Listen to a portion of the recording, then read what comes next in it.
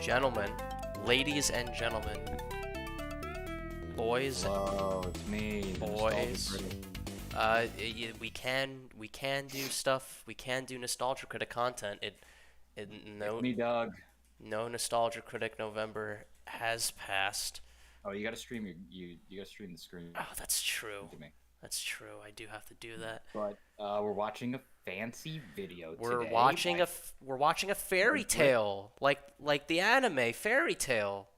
Did you get We're that? watching a fancy fairy tale by Frederick Knudsen. And He's just nutting in all these bitches. is he? He's just getting all these ladies pregnant. I don't know why that was funnier than what I was gonna say. He's possibly Jewish. Nah.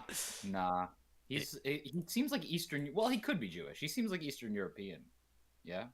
No, he's. I mean, he's definitely American. His accent is Yeah. American, for sure, for sure, for sure. What about Canada? He could be from Canada. Or yeah, okay, fair enough, fair enough. I'm gonna look it up real quick. You got me there, friend. Anyway, we're back doing this. After we beat Pokemon Unbound, we've just kind of been uh scrounging for shit to do. What did we do immediately after Pokemon? Was it just? This I thought. Yeah, that's true. We skipped a And couple weekends. That's true. That's so true.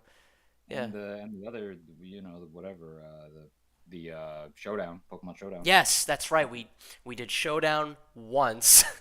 Yeah, we literally did that for an hour and a half. Yeah. Yeah. Anyway, back to this. We're just reacting to it together. Let's do it. Yo, Frederick doesn't have a Wikipedia page. When I used to watch the official podcast, which is just Critical's podcast with his very, very funny Homie's friends. old. Homie's old. How old is he? He's 30 or 31. Yeah, actually, he does sound a lot younger than I thought he was. But he did a like a no face, or no, or did he? Or maybe I'm confusing him with Carl. No, Hmm? no, no. He did an He showed inter. his face. He did appear on the official podcast. I don't remember if his face was shown. I don't think so though. He's shown his face before. I've seen his face. Okay. Well, we are doing this once again, so let's hop to it.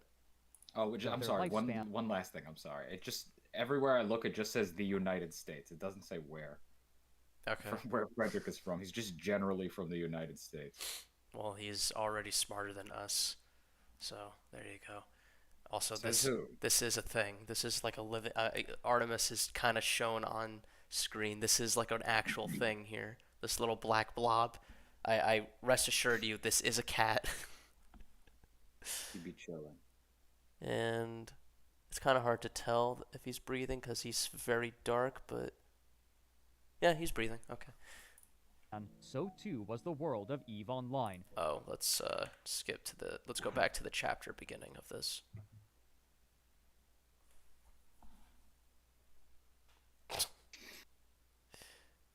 Oh, did I disturb you?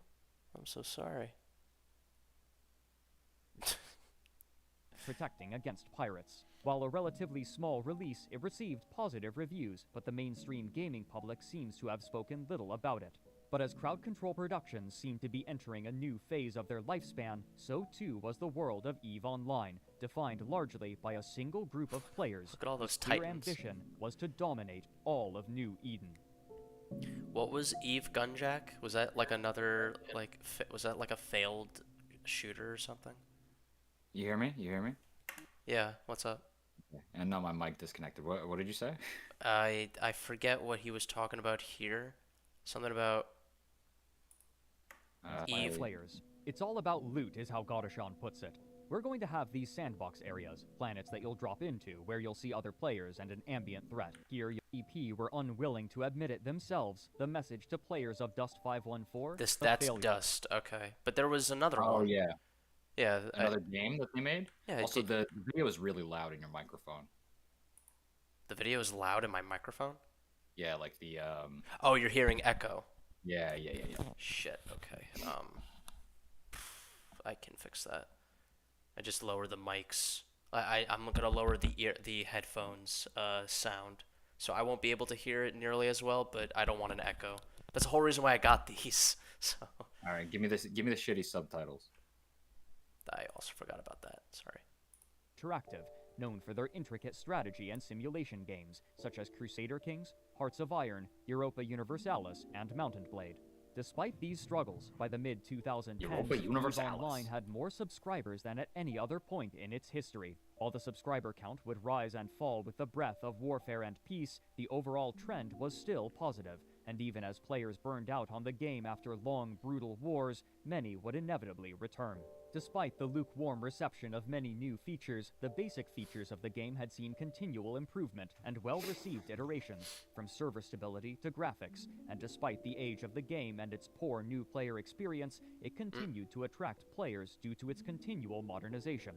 As it was, EVE Online still promised to provide CCP with continuous, reliable capital for the foreseeable future, and the company was intent on building out their library of games, and now that they had sold White Wolf, they resolved that it was time to focus on building out New Eden. This was reinforced by another release from CCP titled Gunjack, an arcade shooter for VR in which the player takes on the role of a gunner for a mining expedition in New Eden, for protecting VR? against pirates. While a relatively small release, it received positive reviews, but like the mainstream 2008. gaming public seems to have No, we're up to 2013, or like Oh. we've been Still, that's kind of early for VR games, no? the Oculus was like 2012, wasn't it? Or am I making that up? Are there games getting released for the Oculus though? I mean, yeah. It was more of. I remember like all the The experimental. Oculus didn't have controllers, did it? No, it didn't. But no, it did. Well, it had you could plug in a controller. I'm pretty sure. I forget, but Oh. it had a lot of people were just experimenting. Like I remember the first fucking thing. One of the first fucking things people tested with the Oculus was porting Virtual Boy games. Do you know what the Virtual Boy is? Yeah. It was, yeah. I guess for those who don't know, it was just Nintendo's VR attempt at virtual reality in like the mid '90s. But it was just like a fucking red color schemed Game Boy that you play close to your face. It was more like 3D than virtual reality. You have to And put the shit on your face. Nice. yeah, but the problem is that the game was meant to be played with two eyes, so it's still they're not VR games. They're like games that need like two eyes basically. So that's the first thing that they tried to port, and because it was like pretty easy, I'd imagine. Um, but yeah, I guess Eve Gunjack was just a thing for I don't know. spoken little I can about. find out what it was. But as Crowd Control Productions seemed to be entering a new phase of their lifespan, so too was the world of EVE Online, defined largely by a single group of players whose clear ambition was to dominate You gotta- all you of gotta- New Eden. You really gotta hand it to Eve or CCP because the way they design spaceships is unlike With any all other other company major you've competitors seen. in They Nullsec look like eliminated, garbage. the Goons and their Or they not garbage. They don't look they look like trash. Like actual oh my god. Space trash. Like scrap metal. Like they look like floating scrap metal in Stardust space, basically. That's the some of them. Like the Titan looks like a fucking like a half a barbell. The fuck is Stardust? Like Stardust space, like just like space. Like you ever seen a picture of space? There's just stardust everywhere. Whatever. Aren't those just stars? But yeah, but never mind. Federation had very few enemies with the resources to combat. Sec eliminated, the Goons and their Federation had very few enemies with the resources to combat them. After The trolls consolidating eliminated the their vast bad new guys. territory, their first order of business was a name change. In April of 2015, the Mittani, leader of the Goons, announced that the CFC would be changing its name to the Imperium, The something far Illuminati. more palatable to a vast swath of onlookers. While perhaps less representative of the attitude of the Goons and their allies in the past, This was a symbolic representation of their new stated purpose of becoming not only the most powerful, but the dominant force in the entire game.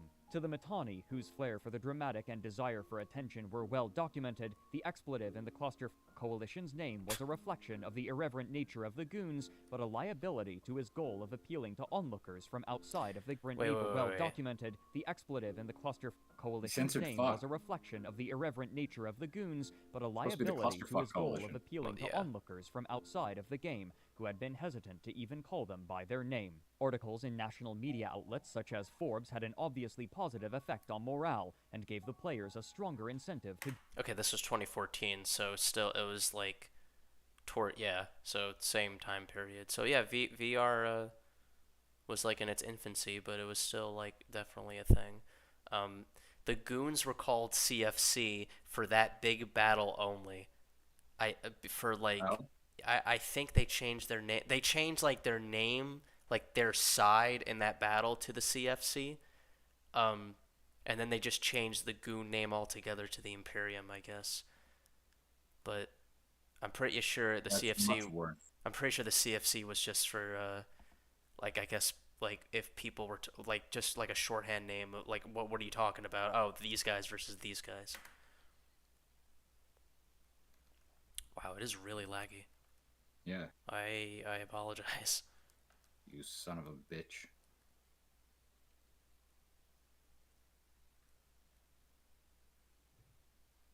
Damn, you're really wasting my time, Fuck. son of a gun. Come. join fleets when called, suggesting that they were cementing their place in history. Later that year, he would attempt to crystallize this concept far more clearly. On November 3rd, 2015, the Mittani and military fiction author Jeff Edwards announced the opening of a Kickstarter to begin production on a book titled The Fountain War, named for the eponymous conflict in which the CFC had annihilated the Reddit-based Test Alliance. Notably, Crowd Control Productions had also chosen to endorse the project. The opening of the description Okay. read, quote, "The Fountain War book project brings best-selling author Jeff Edwards together with the Mittani Media and CCP in creating the first-ever book about EVE Online based on real player experiences. The resulting novel will be the Yo, first CCP book of be a doing too completely much. new Gotta genre. chill. They do Sci-fi a lot of nonfiction. they are a On the very afternoon hands-on of Very company. involved November with their 28th, community. 2013, Like, too the involved. armadas of interstellar empires clashed. Millions died. Billions destroyed. It might have happened in a fictional universe, but that doesn't make it any less true. This is the Fountain War, the war that changed gaming history. A galactic firestorm that culminated in the largest single battle in gaming history, the fall of 6VDT. It consumed the players of EVE Online, it astounded the worldwide gaming community, and it commanded the attention of the mainstream press. This isn't the war. This isn't the battle between uh, uh, this wasn't the battle that was previously discussed, like the big battle that was talked about in I like don't real even news. This is a different one, I'm pretty sure. Rather than allow those memories and fascinating narratives to fade, we're going to immortalize those experiences by creating a world-class retelling of the Fountain War. A gut-wrenching thriller based on battle archives, in-game communication transcripts, and the testimonies of combatants from all sides of the conflict. Combining the remarkable writing talent of Jeff Edwards with the strength and support of CCP Games and the Mittani Media, this book is destined to captivate science fiction, action, suspense, and military fiction fans everywhere. End quote. Well, The isn't that campaign nice? was asking for $150,000 US, What? a number That's that a- seemed reasonable to those organizing the campaign. For What? years, the Goons have been taking sponsorships to push games besides EVE Online to the Alliance, Hello? business ventures that have proven lucrative. What's up? What did you say? I said that's a fucking crazy amount of money for a book Kickstarter. Oh, how much was it? I didn't even. 150,000 USD. That is a lot. Yeah. That is a lot. I'm glad he said USD, by the way, because I've been, it's ever since I moved here, I've been saying CAD and USD more than I care to. Also, that's the World of Tanks symbol right here, and that's World big. of Tanks. World of Tanks. This is Modern Warfare 0. I don't know what that is, but It's not a game. It's just something else, I think. oh, what the? Business ventures that have, I guess you can move around. I the- didn't know you can move this. That's actually really funny. I'm gonna move it over here. to both parties. Similarly, I this didn't know you could project would move be that. pushed That's to so their funny. constituent Me neither. members. You can't. But I'm onlookers on were YouTube mostly dubious. on The project's mobile, so Kickstarter page included a writing sample near the bottom, and a piece of historical revisionism was already immediately that's actually apparent. really funny. Though they had been known as the Cluster Coalition during the war, the name had conspicuously been changed to the Imperium, the new name chosen only 7 months prior. This change led many to believe that this project would simply be another piece of goon propaganda.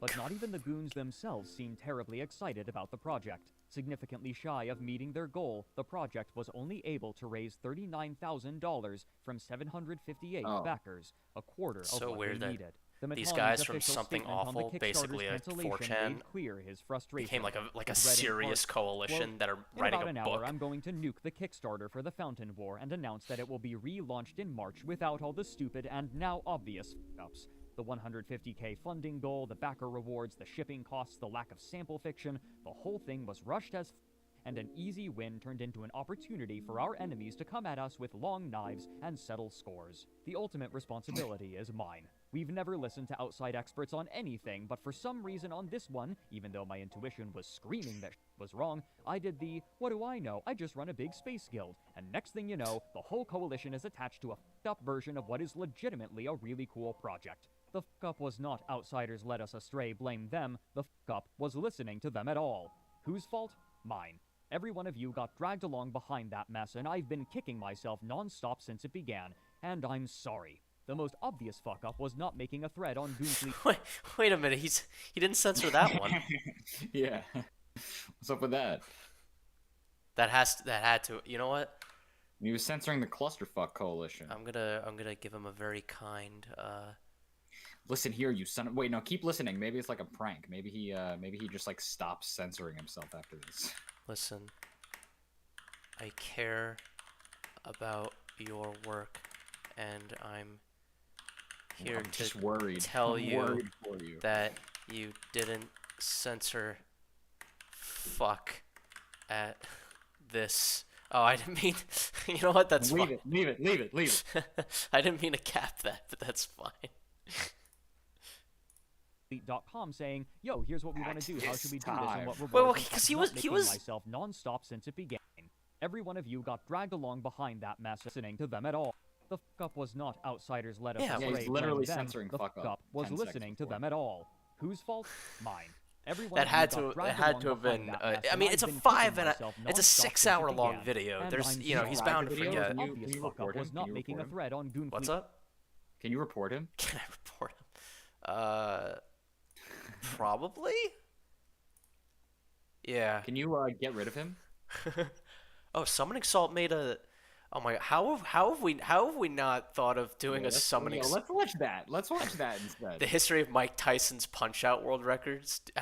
You've seen summoning? I'm so uninterested. You've in seen that. Summoning Salt videos, right? I don't think so. History of I don't world think so. speedrun. He does like history of speedrun records and shit. Like maybe, but it doesn't sound familiar. You've definitely seen some of his shit. .com saying, "Yo, here's what we want to do. How should we do this? And what rewards and pricing, etc. do you guys think would be cool?" And all this Do you would have have the been speed avoided. on? End quote. That is a great question. I do. Yeah, you do. It sounded like it was fast, but I didn't notice it before then. Well, I mean, we're gonna keep it this way because it's long. Yeah, please, please. Their imperial aims in-game, however, would remain unperturbed, and their boldness and confidence would be illustrated well in the public demands that they would soon make. On November 30th, 2015, the Mittani released a statement titled, "Minifoe, there's only one way to deal with Rome." The naming scheme of the Goon's internal bureaucracy mirrored Jesus. that of George Orwell's book, 1984, with Mini used as shorthand for Ministry. The side of the page was adorned with an advertisement for the doomed Kickstarter project. The release read in part, quote, "The Imperium is delighted to present a new department within our bastion of civilization and prosperity, the Ministry of Foreign Oversight, aka Minifo, Fofo. The Ministry of Foreign Oversight exists to promote imperial values of unity, discipline, and victory in regions near Imperium space, but outside of direct sovereignty control. It is our hope that through Minifo, we can bring civilization and order to a galaxy which has increasingly descended This is into a fucking incoherent, manifesto. screeching barbarism.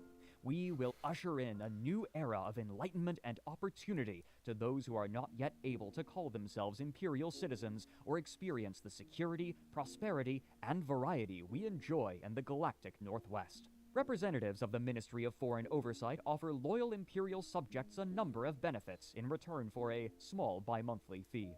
We understand that as a new dark age sweeps across the unenlightened territories of New Eden, some will undoubtedly refuse the kind and polite entreaties of Minifo in their attempts to elevate Some people are their going to be situation. idiots. To aid in the establishment of a dominion, the Imperium's Black Fleet has been tasked to ensure that pacification and security are established in a smooth and orderly fashion. Look forward to civilization. Look forward to the arrival of the Ministry of Foreign Oversight and its smiling, polite representatives. Help and hope are on the way. What End was quote. this? This release was dotted with links that left little room for interpretation fucking of know. the I have Mittani's no idea. aggressive and tyrannical intentions. For example, the words small bi-monthly fee linked to a clip from the movie Goodfellas hosted on YouTube titled You Pay Me, in which the extortion and support system of the Italian mafia was explained in basic terms. The words Black Fleet linked to the Wikipedia page for Black In the Ships, video, the Fred. Japanese name for the European ships used to force open Japanese ports to Western trade, and the words smooth and orderly fashion linked to a clip from the television show Firefly, in which the captain of the smuggling ship Serenity kicks a bandit leader into an engine turbine after he swears vengeance. The following day, the Imperium announced how this subjugation would take place. The Viceroyalty This is the program. Imperium, so The most remarkable aspect of goons. these demands was Right. that they weren't limited to those in Nullsec. This extended to the twilight regions of low security This space this as has nothing well, to do with their book. This is just like a new manifesto of like I guess so, yeah. of their Like shit. That's Yeah. weird. 2015 Pirates it and says. griefers plied their Okay. ships to the purpose of destroying and claiming whatever they could. In a public were in post, the college. propaganda arm That's of the crazy. Imperium announced that, quote, the Imperium's plan, organized under the Ministry of Foreign Oversight, involves viceroys, or governors, contacting regional leaders with an offer that comes with two options. The first option is to take the benefits package of the Imperium in return for simple, reasonable bi-monthly fees and or tribute. The second option is much more violent. If a subject alliance denies the offer, the full might of the Imperium will deploy and exterminate the subject alliance's sovereignty and assets.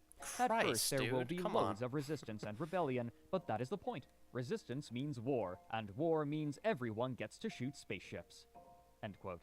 The different benefits and tribute methods were detailed below this, but the proposals were comical in their boldness and almost certainly intended to trigger an aggressive and hostile response. Eve News 24 attempted to capture the general sentiment in an article titled Imperium Viceroyalty Met with Defiance. Quote, this announcement has effectively declared hostilities on the rest of New Eden. The Imperium has officially begun the Viceroyalty program and is actively targeting groups in neighboring regions. End quote. Below was included an exchange between an Imperium viceroy and one of the alliances that they intended to subjugate. After the viceroy demanded a 10 billion ISK deposit and informed them that their tribute would be expected every 2 ISK. weeks, the leader of the alliance, You Merovingian, fucking said insane. 117 billion. The viceroy replied, 117 billion, I'm sorry, I don't follow. Merovingian continued, 117 billion ISK. It's what you guys are gonna pay us to stop burning your assets to the ground when you come here. Send Mittens my regards. End quote. Here, the name Mittens is a nickname for the Mittani, used either affectionately or derisively, depending on the context. It would only be days before the Imperium began their assault on the low-sec empires, but they were met with stiff resistance by the largest corporations, including snuffed-out and psychotic tendencies, who were able to turn fights against them, even when outmatched. Inspired by their first unlikely victory, the rest of Losec decided that, for the first time in history, it was time for the various pirates, bandits, and griefers to band together and ward off this threat to their way of life, creating an entity that they named Losec Voltron. Speaking to Crossing Zebras, Imperium Fleet Commander Lemba said, quote, Losec entities are ridiculously good at fighting with smaller numbers but with more proficiency. The Imperium's idea of nullsec fighting is far different from what is needed for lowsec fighting. The first few times, including a fight I commanded, we got f***ing wasted. It doesn't matter how many numbers you bring. If the enemy brings a fat comp with perfect logi and implants and outplays you, there is nothing you can do but die. End quote. He's not If the saying Imperium was to slaves. subjugate New Eden, they would have Swear. to do so inch by inch, and it was clear that this group was more than a match for the forces of the Imperium, repelling them in multiple battles against bad odds. But this war would not be allowed to continue for long, for soon a force long believed to be in repose would suddenly awaken, and their actions would drastically alter the fate of New Eden.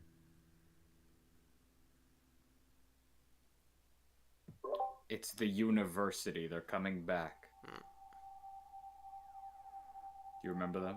For years, while the alliances in Nullsec jockeyed for territory Yeah, I and do. resources, wormhole space churned, the low-sec corporations struggled defiantly for their independence, and those in Look at high-sec that looked battle. on nervously, another force had been openly gaining power with nobody to check them, and in fact, many of the richest players in New Eden were funding them.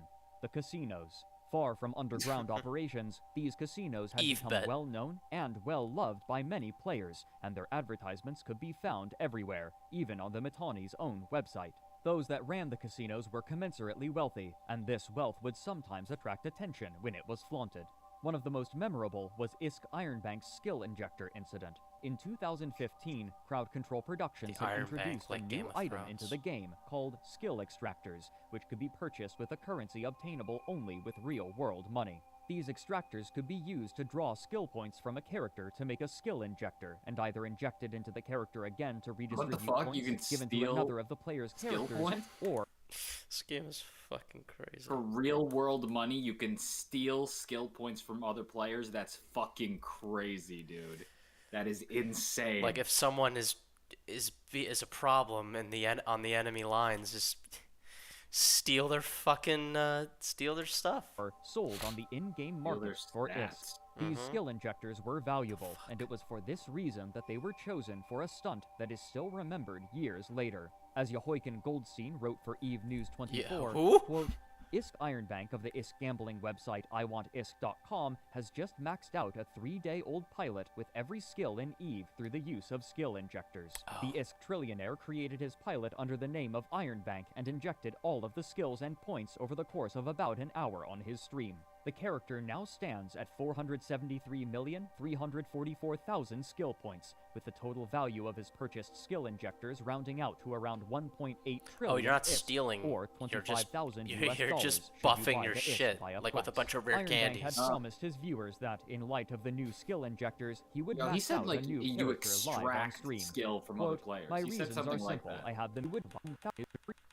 These extractors could be used to draw skill points from a character to make a skill injector, and either Draw inject it skill into the points character from a again character. to What the redistribute fuck does points that mean? character only with real-world money. These extractors could be used to draw skill points from a character to make a skill injector, and either inject What it does that into the mean? character again to redistribute points given to another of Fred? the player's characters, or sold on the in-game market for What about randos? I think it. I think it. I think it's I think it. I think it's. steal shit from you. I think you have to. It's not by force. I think.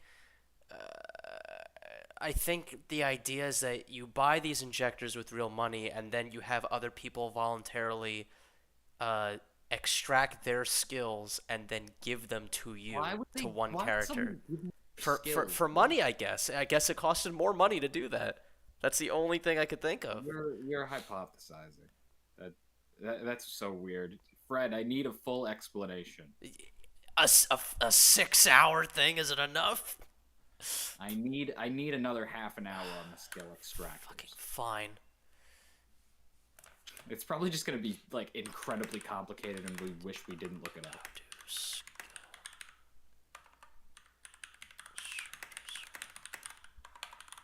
What's up, Krillany? Yo, To extract skill points from your character, right-click on the skill extractor item in your item hanger and select Activate Skill Extractor. A window will open where you are asked to select the skill or skills of your character you wish to extract skill points from. you can have multiple characters. Is this like a way of? Skill extractors and skill injectors. Is this like a way of like you can only do it from one of your characters to another one of your characters? Is that the way it works? Let's see. You're saying that skill extraction only works on mega skills, but does that apply to those? Will they count as an alpha clone? It looks like the best bang for my buck is. Okay, never mind. I can't. It's very hard to find concrete information on this fucking game. So a setup for my alt on an alt for skill extractor farming, but can't seem to find any way to make them profitable. Simple answer is that it's not profitable. Skill farming is a break-even scheme for specifically trained alts to pay for Omega. Say you train a Saber pilot just to toss bubbles, you use another character on the same account to max train for a month, buy extractors, remove skill points, sell injectors, buy Plex, buy Omega. Okay, so it seems like you need other people to give up like certain skills to extract from them and then inject the another player with those skills. Krilliny, if you ever say that again, we're gonna have to track you down. Um, he just said we're playing Eve. I wish. I forget if he said this. What was the first alliance Girl in Frederick ever kissed. the very first alliance map? Oldest active corp / alliance. Taggart, Transdimensional, and Evolution are good contenders for that title. Interesting.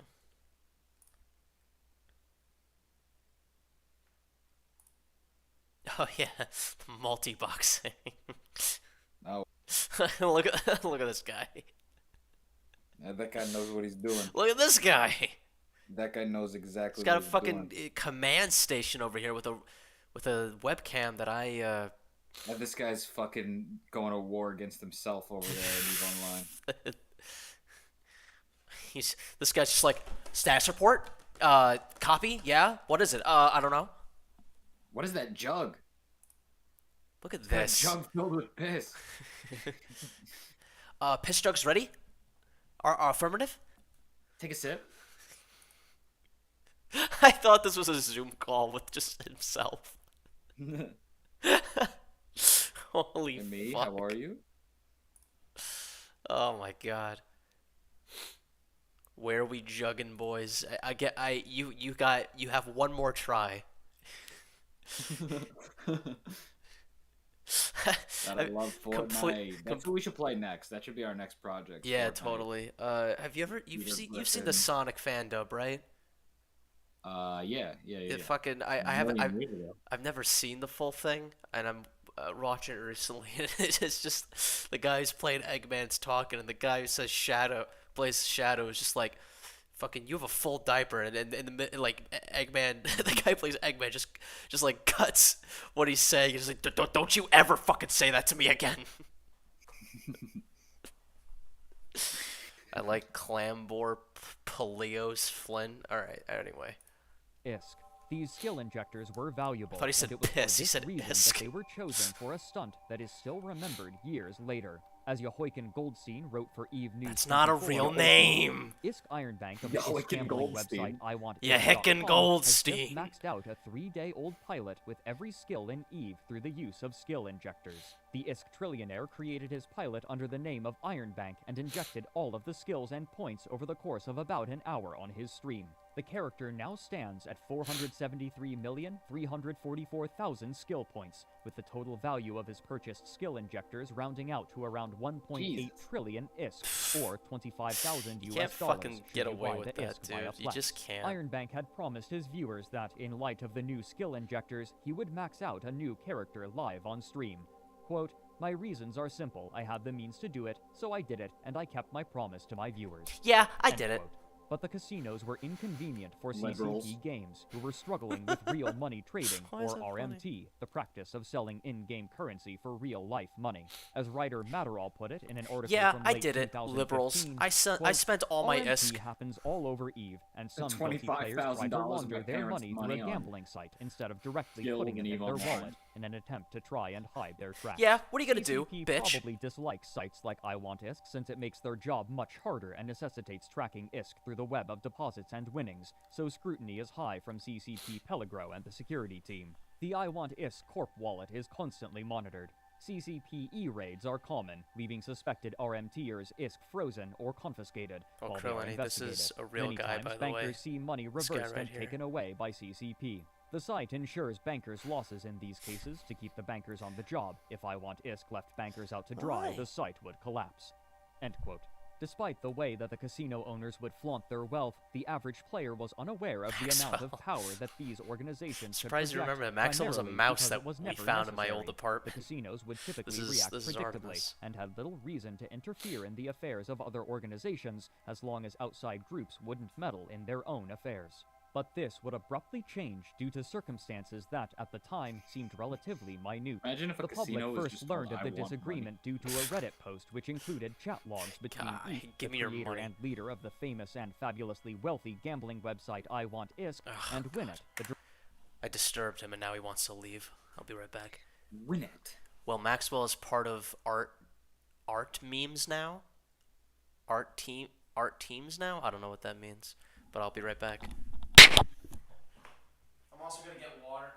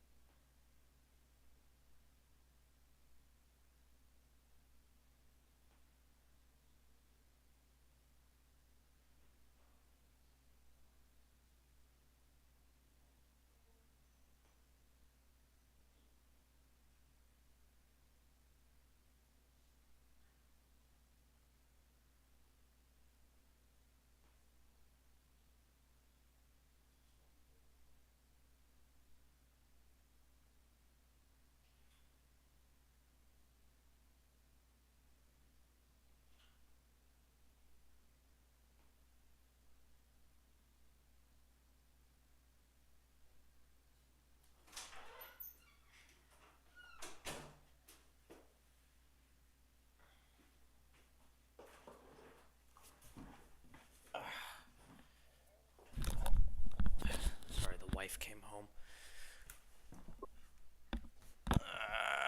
Gangsta. Shit. Sorry, I had to pick up a Lego sword. It was on the floor. And now it's cold again, so my hat is going back on. Alright. director for the Space Monkey. Wait, let me read this. I want ISK.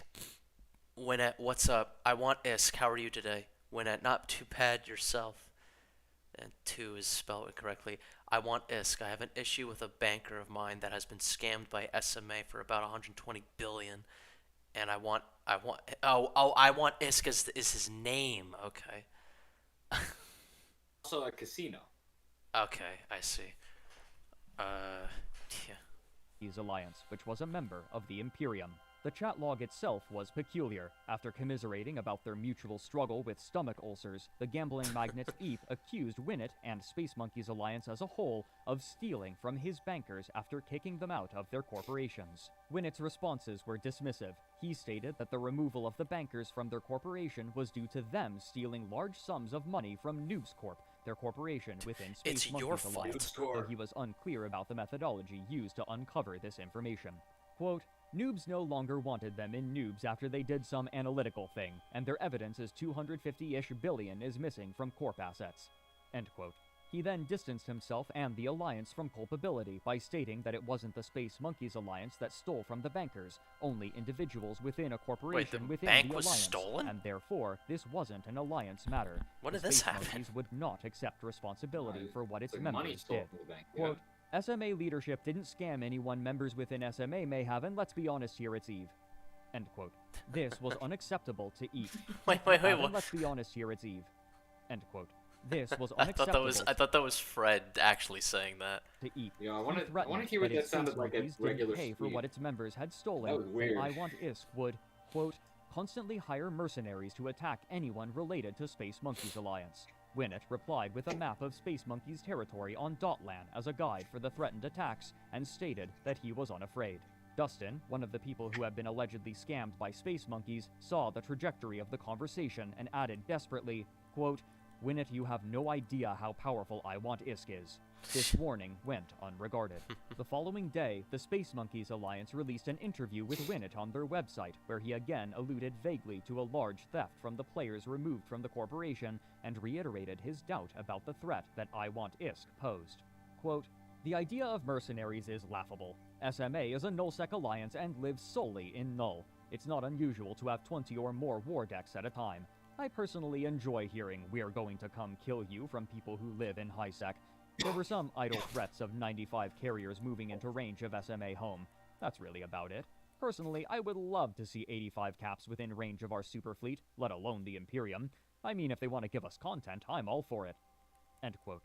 But this went beyond basic shipping scams and words. A day later, Winnet announced in another interview that members of Space Monkeys Alliance who had privileged access to I Want ISK were siphoning money from the casino. Quote, "To be honest, all the hard work from this point onward goes to our intelligence division, CLIT, and the person we had infiltrate I Want ISK Corp in-game.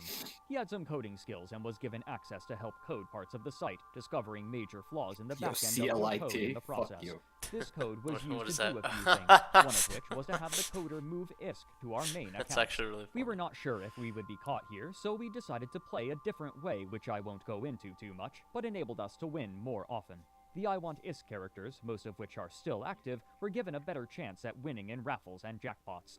This code was already written into the I Want ISK backend, and any high-level banker had access to it. All this took was quiet hours when no major banker was online to switch the winning accounts to us." End quote. After they had stolen this money and announced this fact to the wider EVE community, members of the Space Monkeys Alliance teased them. As reporter Matterall wrote later, quote, "At one point, Space Monkeys Alliance then jumped onto I Want ISK's TeamSpeak and chanted 'ook ook' repeatedly. The channel admin kicked them one by one, like monkeys falling off the bed, until the cluster of noisy chimps became..." Did you hear that? Yeah, of course. Why? God, on TeamSpeak, I just go. Like monkeys. What a fucking asshole. Came a trickle of individual ook ooks. End quote. The more Shut destructive up! and disruptive action that they Fucking took, Fred with however, the wasn't end quote. stealing money, but rather an allegation. Quote, "We were dismayed to find that the character of Eep was heavily involved in RMT. The method on how he carried this out is very simple. Essentially, Eep engaged in RMT with a close circle of friends and other people he had gotten to know over time or via word of mouth. They would jump on Skype or TeamSpeak, no physical in-game logs, and ask to buy a battery, code for 1 billion ISK. A battery would cost a player $1, and anything bought in the thousands was given a discount. The money transfers were handled via PayPal, and once the money was received, I Want ISK would credit the purchaser's account on their website with a certain amount of ISK. They would then use low-level bankers to pay out the prize winnings in the same fashion as any normal transaction. In the 2 weeks we monitored these activities, we recorded around $1,200 of physical cash made by selling ISK." End quote. End This quote. allegation was accompanied with an That's what he- incriminating that's what he audio does, clip, yeah. allegedly of bankers and leaders within I Want ISK apparently discussing real money trading. None of this was taken lightly by Crowd Control Productions, who swiftly began handing out bans to numerous players suspected of trading ISK for dollars to prevent the continued What? flow of cash through RMT. Wait, pause. pending What an the fuck? investigation. What the hell does the CCP care about fucking users trading ISK for dollars? They Allegation. literally added in the plan. Like what was that shit that people like use to trade for, like for real money, like the subscription thing? Yeah, it was What? like a card that was basically What your the subscription. fuck? Why does CCP care now? What the fuck? That's so Because bizarre. it's too lucrative, probably. I'll be right back. I gotta turn the heat on. Okay.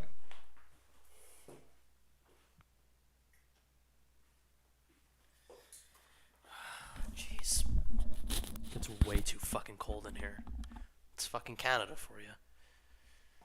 Oh, Canada. Was Let me accompanied finish. with I an wanna take a incriminating bite. audio clip, allegedly of bankers and leaders within I Want ISK apparently discussing real money trading. None of this was taken lightly by Crowd Control. This is like the part of Eve that I heard the most of is the illegal money trading, like real world money trading. Well, not But it has to have been going on for fucking years now. at this point, probably just because of the license thing, like where they gave ISK basically Like gave you can trade ISK for real money. It just like it all takes a well, couple it all steps. started with like the subscription being an actual item, basically, that you could trade. Yeah. So CCP has no one to blame but themselves for this, but I really hope he talks about the Russian mob shit that I've heard about, if that was even real. But again, Oh, yeah, I hope so too. I mean, he's mentioned that. Well, no, he's mentioned that it's Russians. It's like a big Russian coalition, but it's the Russian mafia, that right? well, no, it's just a That's bunch of involved in Russians it. in that alliance, but the one I heard about was like the real Russian mob. But again, we'll see. Productions, who swiftly began handing out bans to numerous players suspected of trading ISK for dollars to prevent the continued flow of cash through RMT, pending an investigation. This had happened before. If Crowd Control Productions could find no evidence of RMT, then they would reinstate the account and the funds would be returned. Even so, many of the claims of the Space Monkeys, and specifically Winnet, remained uncorroborated. In the conclusion to his article, Matterall wrote that, quote, although the story came from SMA originally, they were the least cooperative once the story started turning away from their expectations. Ironically, the I Want ISK bankers were incredibly open and helpful with the access and information, as was EAP. I Want ISK staff sometimes explained things 3 or 4 times to make sure the information was understood correctly. A few prominent players have confidently told me there is RMT happening at I Want ISK's highest level, but for one reason or another cannot supply me with direct evidence. If they had, it would be in this report. Oh, that's him End talk. quote. Okay. What the I public was like, didn't what? know was that I Want ISK had already signed an utterly massive 1.2 trillion ISK contract with Losec Corporation's psychotic tendencies significantly before the argument had taken place, tasking the pirates with All gambling with like Eve money. That's performing raids on crazy. Space Monkey's territory. Oh my And when God. the details of this contract leaked, this You can disagreement tell this is served as 2015. retroactive justification. What few knew at the time was that this attack had a larger goal: to distract the forces of the Imperium to an end that would soon become all too clear.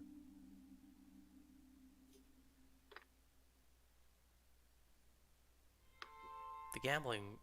Oh, they think the Goon Squad or the Imperium started the gambling.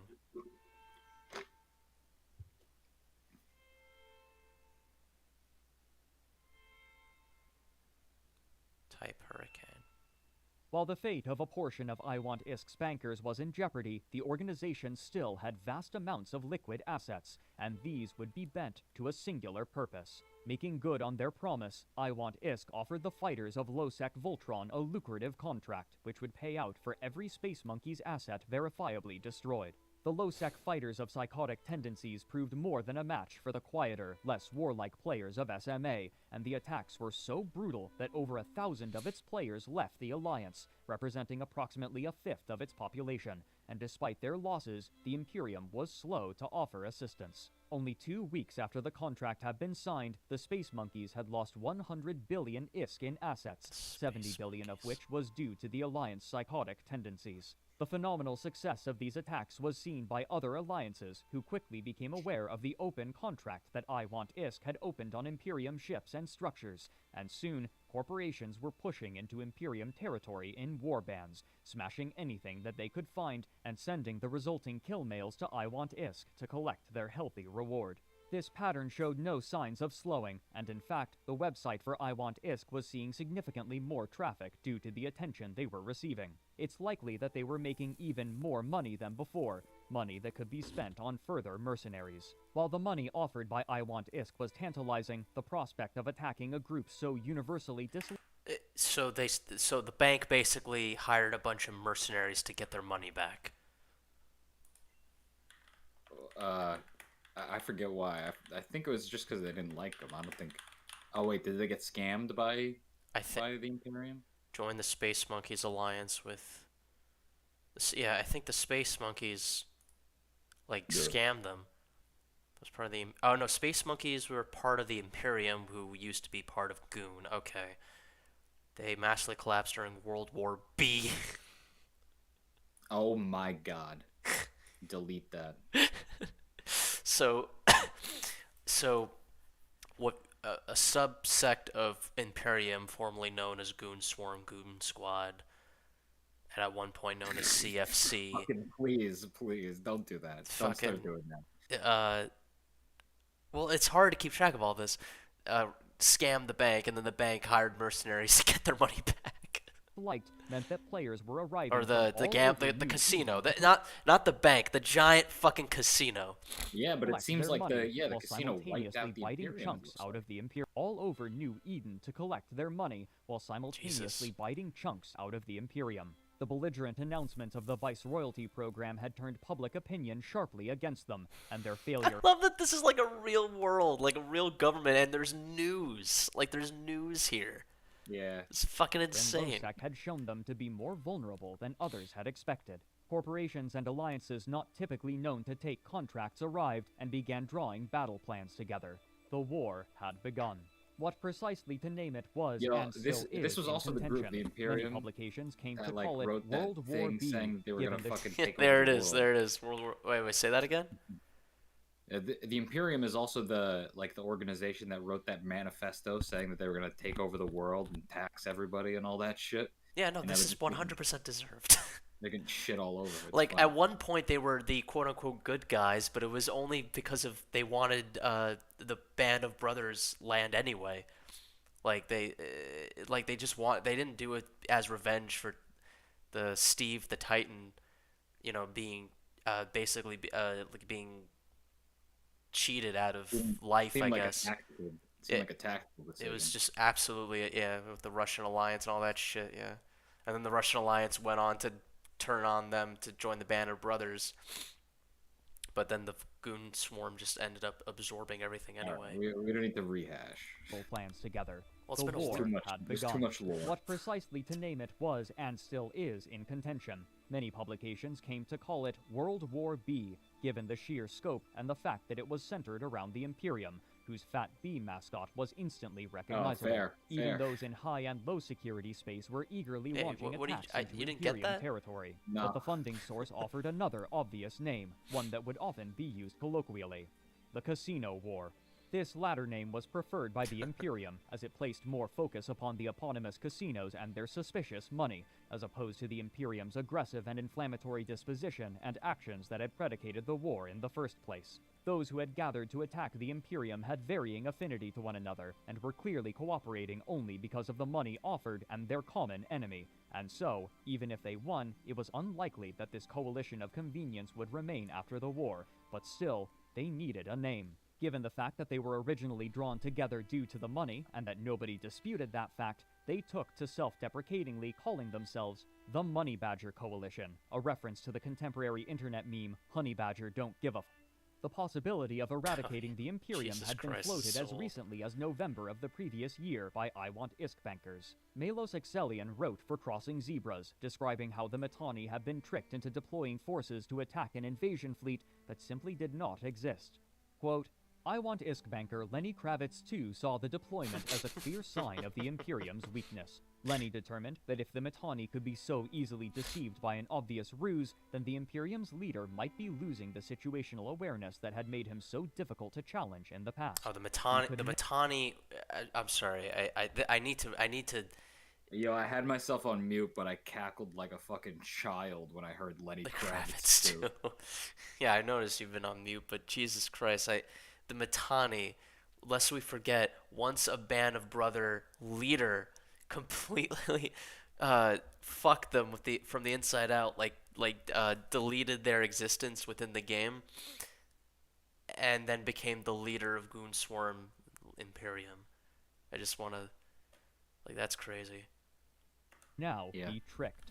Lenny This might Kravitz, create a too. window for action that the Imperium's enemies could exploit. Lenny contacted mercenary coalition leader Saber A and asked how much it would Oh, cost Lenny, to bring why down would the you do Imperium. this? Saber estimated that such a war might take as much as 2 years and would cost at least 7 trillion ISK to pay for the necessary number of mercenaries. He was stunned when Lenny blithely stated that he could provide that level of funding. End quote. Nobody was certain what to expect. Never before had such a massive mercenary force been assembled, and the depths of the coffers funding them were unknown to all but their owners. Neither the scale of the Imperium and its logistics capabilities, nor the scale of the Money Badger Coalition had any precedent in the history of New Eden. But this rapid series of failures and the vast enemies arrayed against them already had a severe effect on morale, and Imperium leadership was preparing to cut their losses in extraneous areas of their territory. David Andrews of JustForCrits.com wrote that, quote, after the decision was made to evacuate the Bastion and Lawn out of Vale of the Silent, the Tribute region became the front line for the Casino War, meaning Circle of Two became the front line for the Casino War. That's not exactly an enviable position, particularly for an organization that doesn't really have any beef with the attackers. End quote. The two forces would be tested when an infrastructure hub in reinforcement mode would become vulnerable again in the system of MTAC-OEE-8, the home system for a constituent Imperium alliance named Circle of Two. On March 28, 2016, nearly 3,500 ships gathered under the Money Badger's banner and prepared for combat, but it was immediately clear that the Imperium was not hopeful for this fight, having only sent 1,300 combatants and wholly its supercapital fleet from the battle. Despite the lack of firepower, the battle was joined, and the Wait, let me see that again. Badger's banner and prepared for combat, but it was immediately clear that the Imperium was not hopeful for this fight, having only sent 1,300 combatants. Oh, the and Badgers are the people, are the mercenaries hired by the casino? Yes. Okay. holding its supercapital fleet from the battle. Despite the lack of firepower, the battle was joined, and the Imperium quickly began to struggle. But something was wrong. First and most obvious, the Money Badgers were fielding capital ships, which should have been prevented by Sino-jammers, which were conspicuously absent before the battle. Secondly, Circle of It was Two, fixed the by corporation whose territory CPC. was being assailed, CCP. wasn't anywhere to be seen. Outside of the battle, more forces were waiting to join. The ancient gaming noob gave his account of the experience, writing, quote, I had finally gotten home and clone jumped to our staging system just in time to catch Oxygen leading a Hurricane fleet to the battle for the MTAC It's just OEE-8 fucking iHub. Spanish. Oxygen got us out to a Titan within bridge range of the 1PTAC VL2 constellation, where the biggest battle in ages was playing. We landed on the Titan and waited for a bridge. And waited. And waited. End quote. Then suddenly, as this peculiar and losing battle raged, the leader of Circle of Two made a post to the EVE subreddit that stunned the entire player base. Quote, For years now, we have been loyal toward the Imperium. We as an alliance have, for a large part, never been seen as a full member by Goonswarm Federation. As a result, we've never been treated nor represented as such. The basis of the coalition, it being a meritocracy, became an affront over time. In the same time span, the list of grievances grew. I will not go into detail, as the people involved know full well whom and what I'm talking about. They can mostly be summed up as Goonswarm Federation taking care of their interests, and at the same time blatantly disregarding the coalition policies they claim to uphold. Over the past few months, it has become increasingly clear that we have served only as a meat shield. Circle of Two is not a meat shield. We will not stand as the wall that defends Declan from the angry hordes for the benefit of goons. We will no longer subject our pilots to the indecency of watching their hard work burn while goons sit in their ivory tower. We will no longer stand as an unequal partner God in the damn, Imperium. they're really For the good of our mad. members, we will be separating ourselves from the Imperium with a full and complete reset of all Imperium member alliances as of March 29, 2016 at 0001 Eve time. End quote. Immediately, the Whoa. Imperium Eve scrambled time. a retreat, but it was far too late to make a clean disengagement, and according to EVE news website Crossing Zebras, the Imperium had lost over 300 billion ISK in the fight, as well as the system itself. Having salvaged what they could of their assets, I'm sorry, I need to look up how much is that? 300 billion ISK in USD. Not fucking. Is that a trillion? It doesn't It's say trillion. uh Also, it looks like ISK goes up and down, by the way, so this is probably not going to be what it was worth in 2016. yeah. Circle of Two would now act as the beachhead not for the Imperium, but their new allies in the Money Badger Coalition. The Mittani would later claim that he Money withheld the Badgers. Imperium's supercapital fleet knowing that the battle was a trap from Circle of Two, citing the absence of Sino-jammers. Xander Fena, writing for Crossing Zebras, speculated that this betrayal, quote, may galvanize the Imperium into a singular military force that can dispatch the roughly aligned forces of their enemies. But the rest of New Eden were beginning to suspect that the Imperium was seeing the beginning of what Yo, Goonswarm if they- had managed to stave off Why for wouldn't they years, have done that something already? that They they had lost half their purposefully fucking induced in territory. other coalitions and alliances. A failure cascade. What followed after Circle of Two betrayed the Imperium was so rapid that there was little time for anyone to react. By the end of March, the Money Badgers had taken the entirety of Vale of the Silent and were actively driving the Imperium out of 3 more regions. Fade had been entirely abandoned.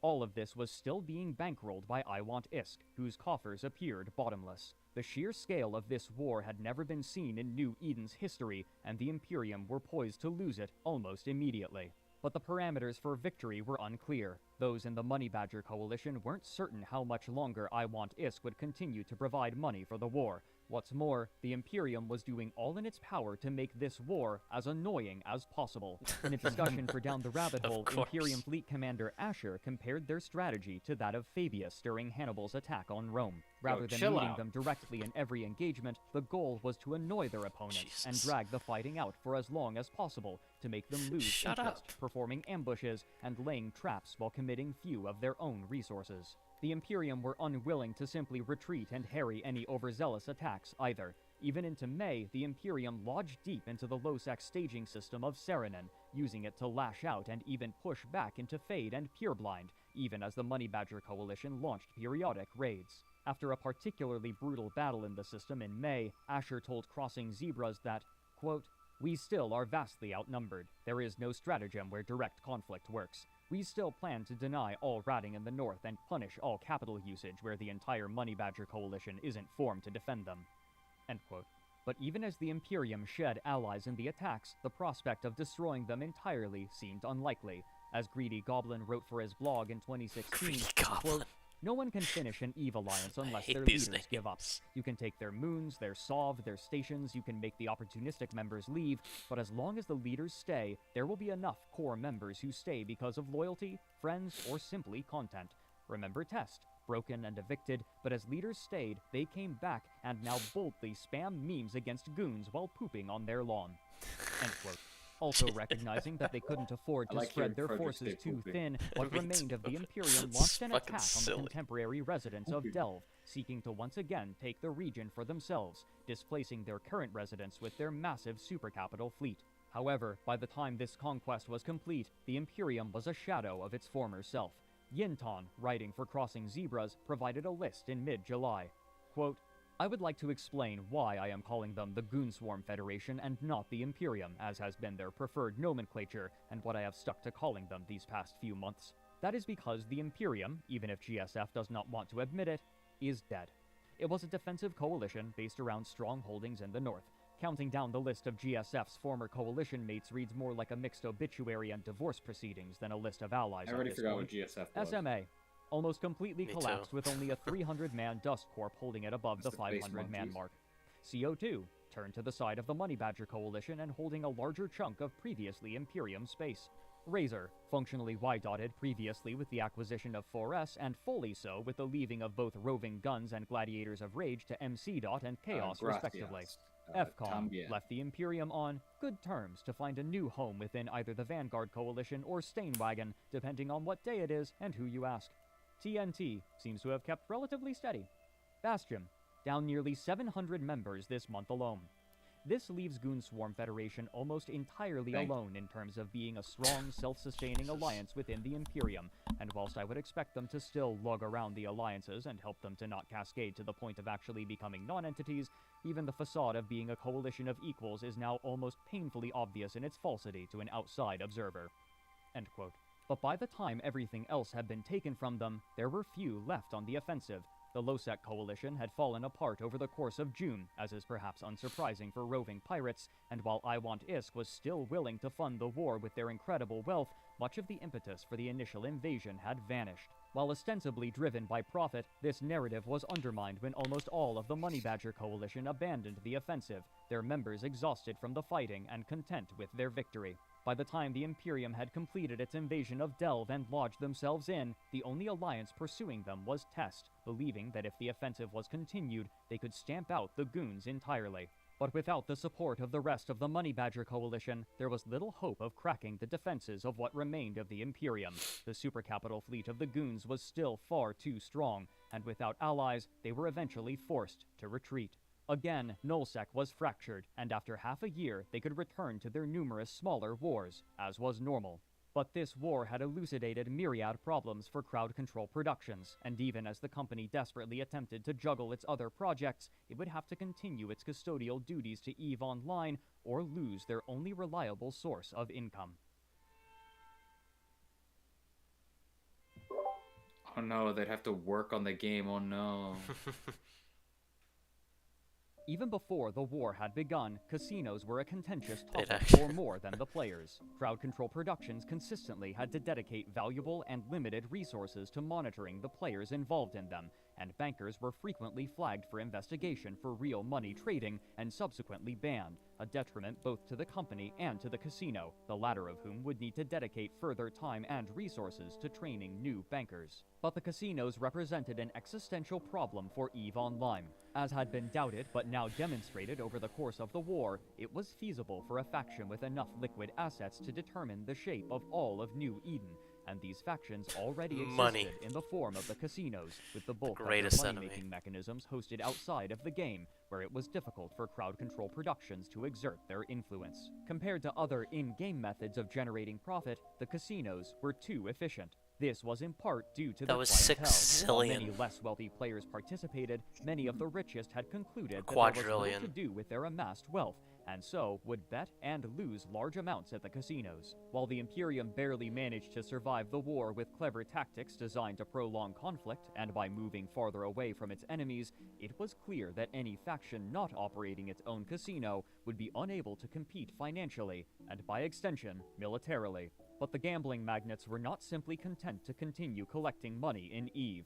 Rather, they were preparing a Casinos. total takeover of the financial markets, predicated upon an important expansion to the game released initially in April of 2016, during the war: Citadels. These massive static constructs, known officially as Upwell structures, were to incrementally replace the player-owned stations that were necessary for war, industry, and trade, and instead allow players to establish much more entrenched positions. While intricate and requiring significant Yo, they just setup, the stole that plan from Mass itself Effect. was straightforward.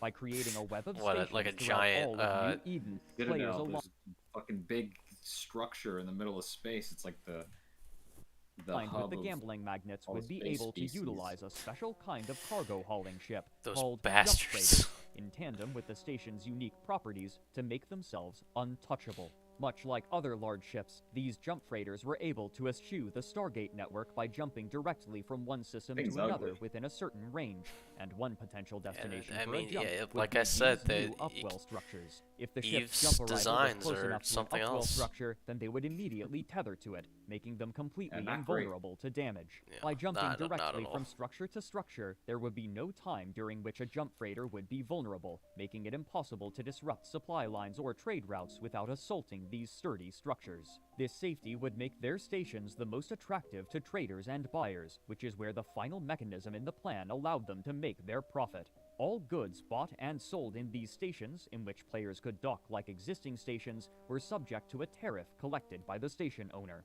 If they could become the primary method of trading, Why are especially people in getting dangerous regions of space, taxed? then the gambling magnates could make untold amounts of money. This scheme was given the tongue-in-cheek name of the New Eden Trading Company. Their utility extended beyond acting as hubs for trade, however, and it was this fact that would, conceivably, make them nigh untouchable. While the immediate use for this network was to make the transit of jump freighters safer, they could likewise be used by any capital and supercapital ship, allowing yes, for relatively safe NetC. passage, What's and NetC? this would require good standing with the gambling magnates. If they succeeded in their plan, then any party working against them would become a more vulnerable military target. But their dreams of a trading empire would be cut short by Crowd Control Productions. On October 12, 2016, they made a bold update to their end-user license agreement, with one particular section highlighted in an announcement. You may not use, transfer, or assign any game assets for games of chance operated by third parties. They then Okay. clarified, this addition to the EVE Online EULA means that as of the launch of EVE Online Ascension, players will be prohibited from using in-game assets and currency, as well as the EVE IP, to take part in or promote gambling services or other games of chance that are that's operated big. by third parties. Yeah, that With is- this in that's a mind, pretty as big of deal. This announcement, we have taken action against 2 organizations that are currently offering third-party services based around gambling and games of chance. The third-party service I Want ISK has been shut down in-game, and all ISK and assets Damn. have been confiscated after extensive and exhaustive Holy shit, they just investigation took has down an brought forward entire compelling empire. evidence of large-scale casino real money empire. trading. Permanent account suspensions have been issued against those involved. Jesus. The third-party service Eve New Casino Eden has Trading been shut down Company. in-game, and all ISK and Oh, assets have been Net confiscated C, after okay. multiple and sustained breaches of our developer license agreement. Permanent account suspensions have been issued against those involved. As of the launch of EVE Online Ascension, the hosting of and participation in any form of third-party gambling service that utilizes in-game assets, currency, or the EVE IP will be strictly prohibited. End quote. But there was a major piece of information missing in this press release. Who had been banned? After investigating them, a large number of I Want ISK's bankers had been targeted, but the most notable names were Lenny Kravitz II and Iron Bank, the architects of the war, though they continued to protest Lenny their innocence. Kravitz too, Lenny would that take to son of a Reddit to bitch. inform everyone that the trade network would continue appreciate as his planned, but it avatar would looked face like Lenny stiff Kravitz. resistance. After being beaten back into Delve, the Imperium lacked much of their old infrastructure, but they still wielded one of Those the most fucking threatening bastards. fleets in the game, and they would be joined in attacking some of the early structures in the trade network by some of their former enemies in the Money Badgers, intent on preventing its eventual establishment. With such powerful forces arrayed against it, and few willing to come to its defense without being paid, its future was in question, as the limitless supply of money from the casinos was now suddenly gone. How much money they still had left over was unknown. Crowd Control Productions' decision to forcibly dissolve the gambling corporations had dramatically altered the shape of New Eden's future, which they hoped would improve the health of the game, but even as they did so, they would finally lay another part of New Eden to rest. Rest in peace. To whatever that is. At last, in those February bastards. of 2016, Crowd Control Productions announced that they would be shutting down the servers for Dust 514 in May. Oh only 3 no, months who saw later. that coming? This was not a surprise for 2016, contemporary that's not too players long who had ago, been though. monitoring the ongoing development of the game, which had been live for only 3 years. 2 years prior, when the company announced the development of Project Legion, players of Dust were concerned that this new FPS was being developed because CCP lacked faith in their console-exclusive shooter title, in spite of their confident I find it rhetoric. really bizarre This that you can concern buy a was game bolstered for by the full way that price, and Project then, like, Legion was framed upon after its 3 announcement, years, the with developers can be employees like, stating "No, that no it was more a game." reimagining Yeah. of Dust made by the same team. Kinda- As Hilmar kinda Pedersen crazy. stated to Eurogamer, quote, "It's taking all we learned from Dust and almost making a new game from scratch. It's taking even all though we it's the have same not to team just doing the give up first-person shooter, on so doing very anything few other of than them. Eve. We've made good headway on it." We've End tried quote. shooters, With we've some of tried the Dust trading team card now working games. on an entirely different Nothing's title, working. Future updates were in question. Yeah, maybe you Another shouldn't have put it on the CCP staff PS3, member, dummy. Sean Decker, stated his yeah. dissatisfaction Forgot with about that. Dust at the same time as he spoke of his hopefulness for Project Legion. As VG247 paraphrased it, quote, "It's in the same IP, same place, and all the rest of it, but we want to do some fundamentally different things with it that we feel we missed out on and that we didn't do right with Dust. Honestly, we didn't make a great game to begin with. We tried to do too much." End quote. Even as CCP Games proclaimed the success of Dust, their employees seemed to deride it in favor of their new project. The concerns of the players proved correct, and after one final major content update in 2014, the game would only see maintenance and hotfixes until its death in May. But major changes were happening to EVE Online itself as well, and the introduction of Citadels promised to dramatically alter how warfare worked in New Eden. In contrast to the posses that had come before, the largest tiers of Upwell structures could house capital ships, with the monumental Keepstar even able to house Titans, Keepstar? meaning that any Oh, station could Keepstar. act as a staging site both for attack and defense. The Perhaps more monumental importantly, any Keepstar. target ship close enough to an Upwell structure would become tethered, making them invulnerable to damage until taking an offensive action. The tether could be He's just reinitiated so simply by powerful, refraining we from can't any escape offensive him. action for a full minute, again rendering the player's ship invulnerable. He The renders defensive the advantage players this afforded to players useless. was immense, and their ability to house fleets meant that invading any Oh, territory God, with Upwell what can we structures would fucking become do significantly against a slowed, dog? if not blunted entirely. This was particularly helpful to the Imperium, who now had been granted the space to nurture their coffers and rebuild with their core members, waiting for them to return and to bring others into their organization. Wait, so who won World War B? It was the casino, right? Because the casino had like Yeah. the casino had Yeah. like a dick ton of more people. Yeah, they took a bunch of a bunch of land from Right. Oh, and then CCP the was like, Imperium. nope, no more casino, more bye. casinos. Yeah, but I guess they get to keep all their money. Yeah. Oh, Krillin redeemed Luke and Josh fight. I gotta be honest with you, buddy. This was not a very fruitful endeavor. This was kind of shallow, if you ask me. You know, What are you doing reaction content. That's I mean, what are we running out of ideas here? Come on, man. Get with it. You were immediately on board. You geriatric piece The of first shit. thing out of your mouth was, "Oh my God, yes." I and you should have. screamed. I should have. Screaming your little I should have dreams. killed you where you were. The moment. What? Anyway. What's more, the defensive capabilities of these structures were significant beyond their support role. They could be equipped with weapons and modules similarly to a ship, projecting power against anything that came too close and being granted reinforcement timers, much like other structures. Keepstars were even granted their own doomsday weapons. Keepstars? But the introduction of Fuck upwell you. structures had I know, another I know. You unintended can't. before the You Citadel can't. I upgrades, the just parts did that necessary for bit. capital and super capital ships I were just did constructed that as bit. specialized pouches, which could be destroyed in raids if an opposing faction knew where to find them. Now, these production capabilities could be moved into heavily fortified stations. This meant that significant resources could now be funneled into the production of large ships with significantly less risk. What's more, this safety allowed for mining to be performed in nullsec at a capacity previously unheard. A sudden increase in mining output was precipitated by the Rorqual, a specialized capital ship proficient at rapidly What? mining The asteroid fields, Rark. and the changes enacted by the Citadel expansion made them far safer to field and easier to protect. The wealth amassed by all nullsec powers began to reach what had once been ludicrous extremes. What followed was a long period of stagnation. While the existing powers would occasionally lash out at one another in massive battles, territory changed hands more sparingly than before, and nullsec gradually divided into 3 large power blocks who had little interest in earnestly attacking one another, a state of affairs that came to be known pejoratively as the Blue Donut, referring to the disk shape of nullsec around Empire space. Soon, the rapid proliferation of massive supercapital ships became nigh unstoppable, yet with few targets, their use was limited. Despite the relative power of the upwell structures, the potential effects of the proposed trade network were too threatening to the nullsec powers, who lashed out against the citadels which served as its foundation. Without the money flowing from the casinos, the endeavor was cut short in 2017. For the next few years, New Eden was relatively quiet as the powers in nullsec amassed wealth and bided their time unchallenged except by one another. Many agreed that, with the introduction of citadels, a protracted era of peace had begun, one far different from the New Eden that most had come to know, fueled by the safe income enabled by upwell structures. Even though the grand trade network envisioned by the one-time casino owners hadn't come to pass, many players established upwell structures in high-security space and allowed players to trade there, taking a broker's fee from every transaction. In March of 2016, Eve blogger Greedy Goblin made a post So detailing the his people in the concern. Citadels are just getting crazy money now. I guess, yeah.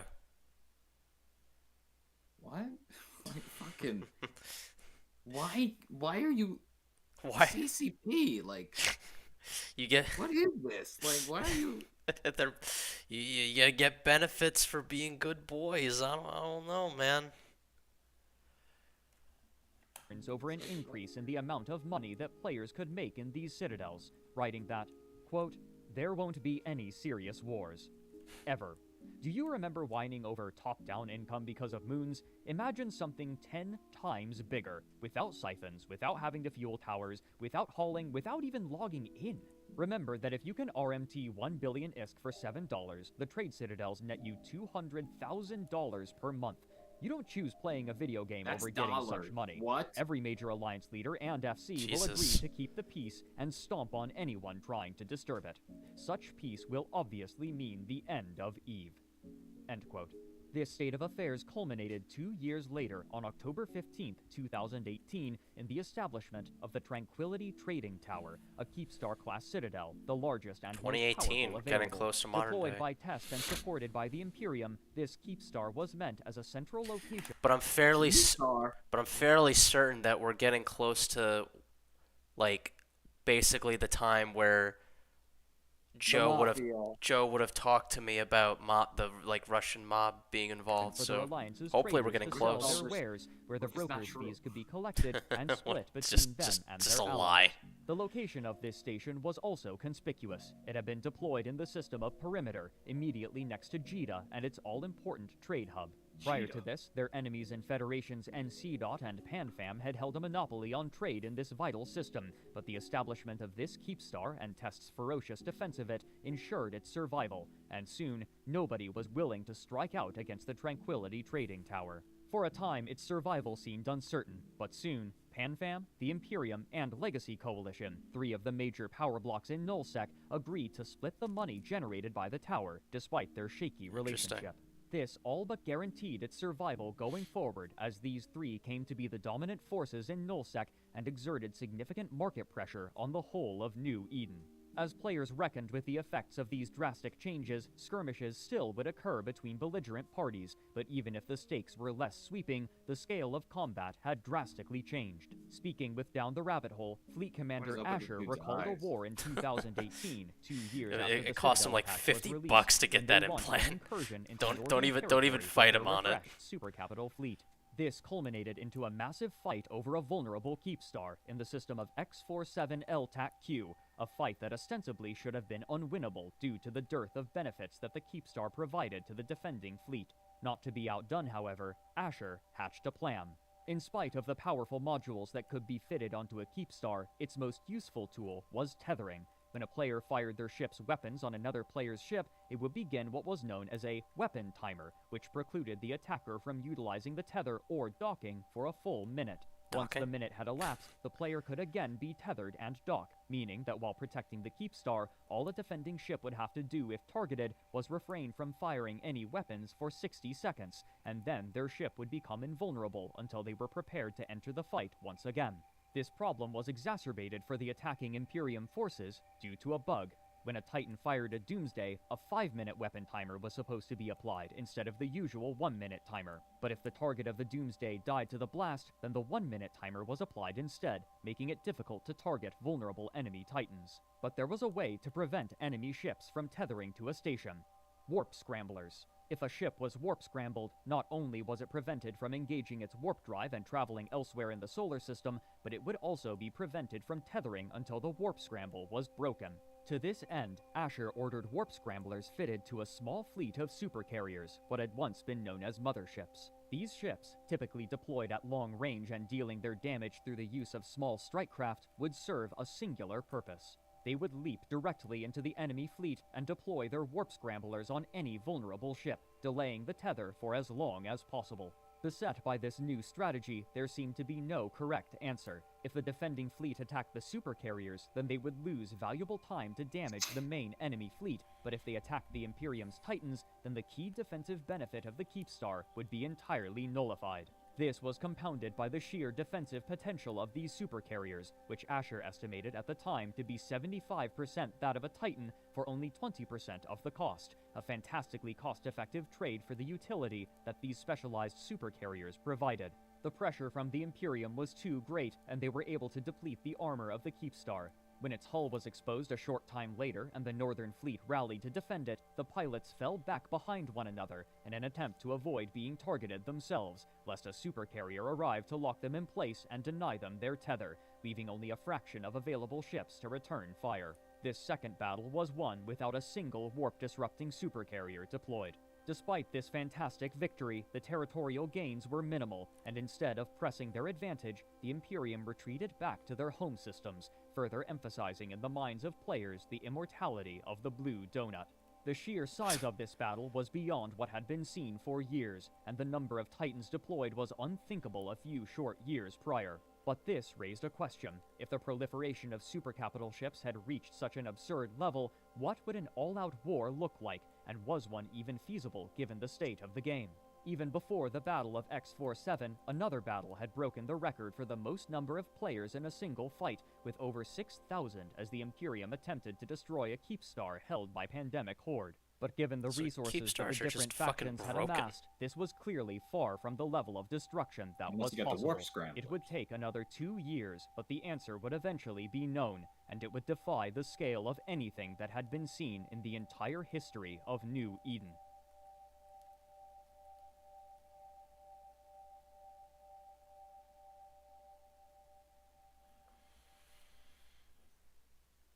While the players of EVE Online reckoned with the effects of these drastic changes made to New Eden's landscape, Crowd Control Productions continued work on their first-person shooter title, which they renamed to Project Nova, and in October of 2018, at a Very special event generic. for EVE fans in Las Name. Vegas, Little they allowed bit. reviewers to play an early build of the game, both in its cooperative and competitive modes. Reports from reviewers were generally hopeful, with much of their articles discussing the history of CCP's first-person shooter endeavors, including the discarded Dust 514. But those who had the opportunity to test it also noted that the game, while enjoyable, would require something unique to draw a player base, something that was still missing from what was playable. Gaming journalist Joe Screbbles, writing for IGN, echoed other reports when he These stated names, that, they gotta "It's stop." challenging, hectic, and, it must be said, unspectacular. What I played is an early build, so elements may change, but no matter how right it feels under the fingers, Nova doesn't quite connect in terms of excitement right now. Aw, Sound they effects they are oddly failed muted. again A space at magnum with making a exploding game bullets that shouldn't isn't sound Eve. like my oven door closing. Enemies appear without fanfare and traipse around the gunmetal battlefield unthreateningly, and even the act of evacuating at the end of a round feels lacking in peril. Given that I've criticized Dust for exactly opposite issue, it might seem a little damned if they do, damned if they don't, but I can't stop thinking that a solid foundation isn't quite enough at this point. CCP does have wider plans for Nova and even more hopes, but crucially, I don't see any evidence of them other than being told they could exist one day. It's promised that Nova will bring a level of customization to suit even EVE players, creating custom clone trooper builds piece by piece from hundreds of options. But what I see are the game's introductory CCP. classes, built more like the set heroes currently in vogue in FPS games. End quote. The pressure on the company to release a popular it's title would crowd only control. increase with time. On September 6, 2018, Crowd Control Productions was bought by Pearl another company Harbor. named Pearl Abyss, a game publisher known for the popular MMO title Black Desert Online. Players were nervous. Never heard of Black it. Desert Online you? utilized a radically different monetization Nah. strategy compared to EVE Online, eschewing the subscription-based model in favor of the now far more popular free-to-play method, with numerous microtransactions, selling in-game items such as weapons, consumables, cosmetics, and, most importantly, loot boxes. By targeting a small number of boxes. players Oh, willing no. to spend exorbitant amounts of Here money we on go. microtransactions, called whales by the industry, video Yeah, game it's like publishers had managed to 2019, yeah. drastically increase their Yeah, profit margins, damn. introducing them even into full-priced games to increase their revenue, and the most lucrative method of selling in-game items proved to be loot boxes. Rather than simply buying the items that they wanted outright, players in contemporary games instead were offered these boxes, which would contain a random item or set of items, with more desirable items being rarer and a chance for duplicates that the player already owned. This would attract not only those with No. significant disposable income, but gambling Shout out to addicts as today's well, sponsor, further by the widening way. the pool of whales. To conceal the chance-based nature of these Jeez. rewards and to avoid various countries' gambling regulations, they would often be veiled or obfuscated in some way, with these obfuscations growing more convoluted as time passed. But this method of monetization, to many players, was anathema to the New Eden that they knew. One of the most appealing aspects of the game was the fully player-driven economy, in which every object collected, crafted, and used was made by a long supply chain of players, and to damage that supply chain through the sale of microtransactions would potentially destroy what made the game so appealing.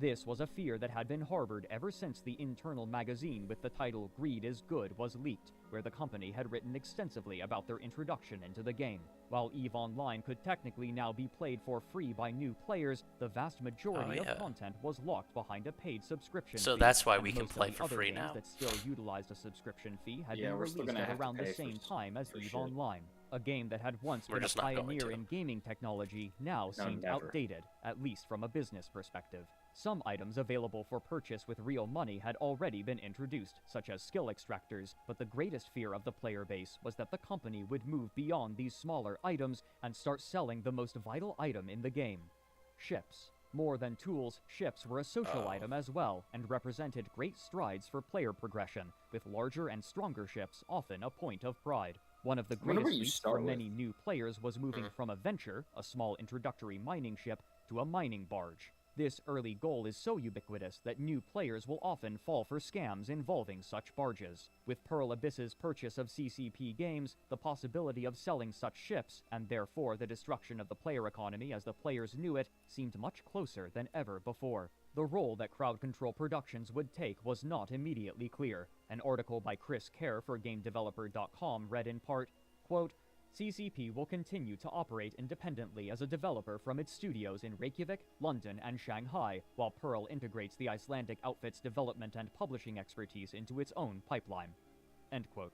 Less than 3 months after Pearl Abyss acquired Crowd Control Productions, Project Nova's webpage was altered with a statement. It read in part, with familiar reassuring corporate prose and cliches, quote, over the course of Project Nova's development, we conducted a number of player research sessions with external partners, tirelessly playtested the game internally, and brought community stalwarts in to help us evaluate the project. Now, after taking all this research and feedback into account, we see that the gameplay experience in its current form does not live up to our original vision and would not achieve our ambitious goals for this project. As a result, we will not be moving forward with the upcoming invite-only alpha until further notice. We hope you understand that we need to take a step back and return to the drawing board, where we will spend more time figuring out how all this hard work can translate into something better and more meaningful for the EVE universe. Remaining true to our vision of Project Nova's future in connection with EVE is essential. Project Nova continues to evolve, and we remain I committed swear I've to heard delivering Project a Nova high-quality, before. team-based shooter experience to EVE Online Generic. fans,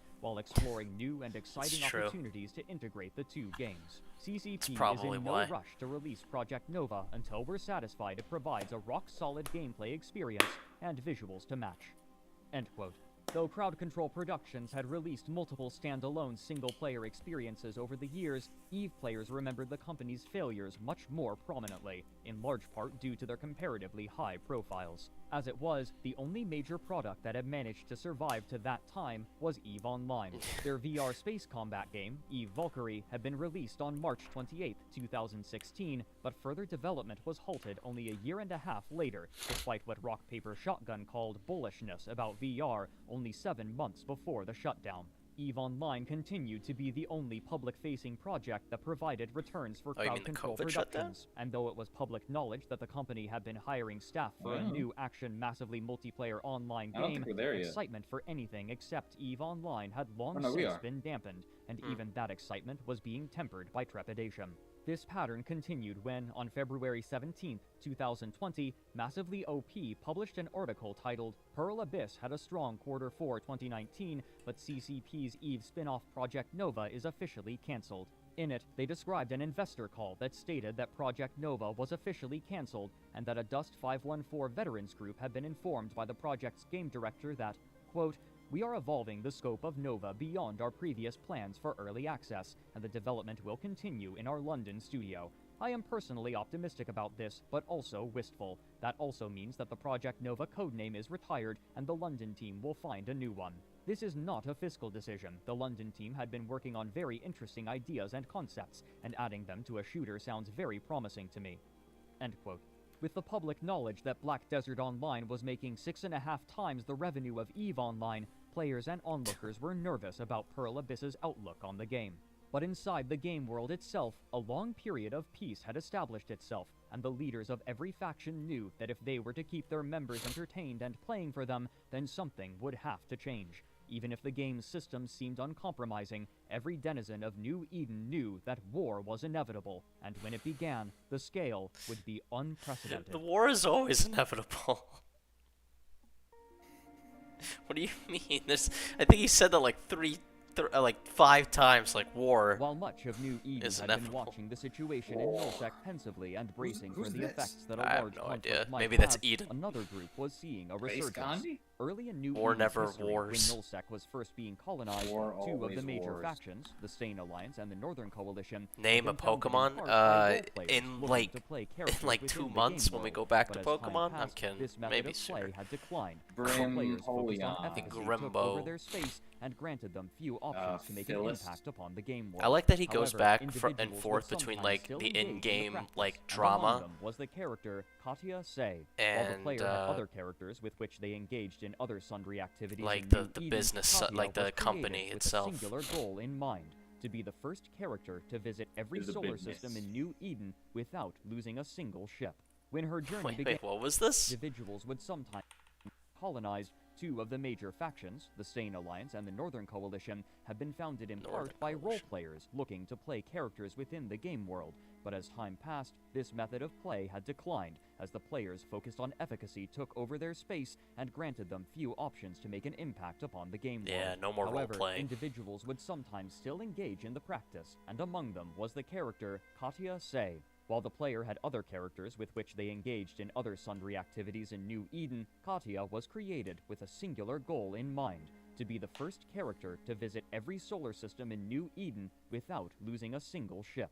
When her journey began on December 1st, 2009, the Apocrypha expansion had just been released, and with it, the new systems in wormhole space, meaning that there were 5,201 star systems in normal space to explore, and another 2,604 systems in wormhole space, a total of 7,805 And she's gonna go systems, all enough the- that they all knew of that them, they all would of need to them. pace themselves. In an interview with Polygon, they said, quote, "I only did this for an hour and a half each day just to unwind after work. I wasn't killing myself doing this."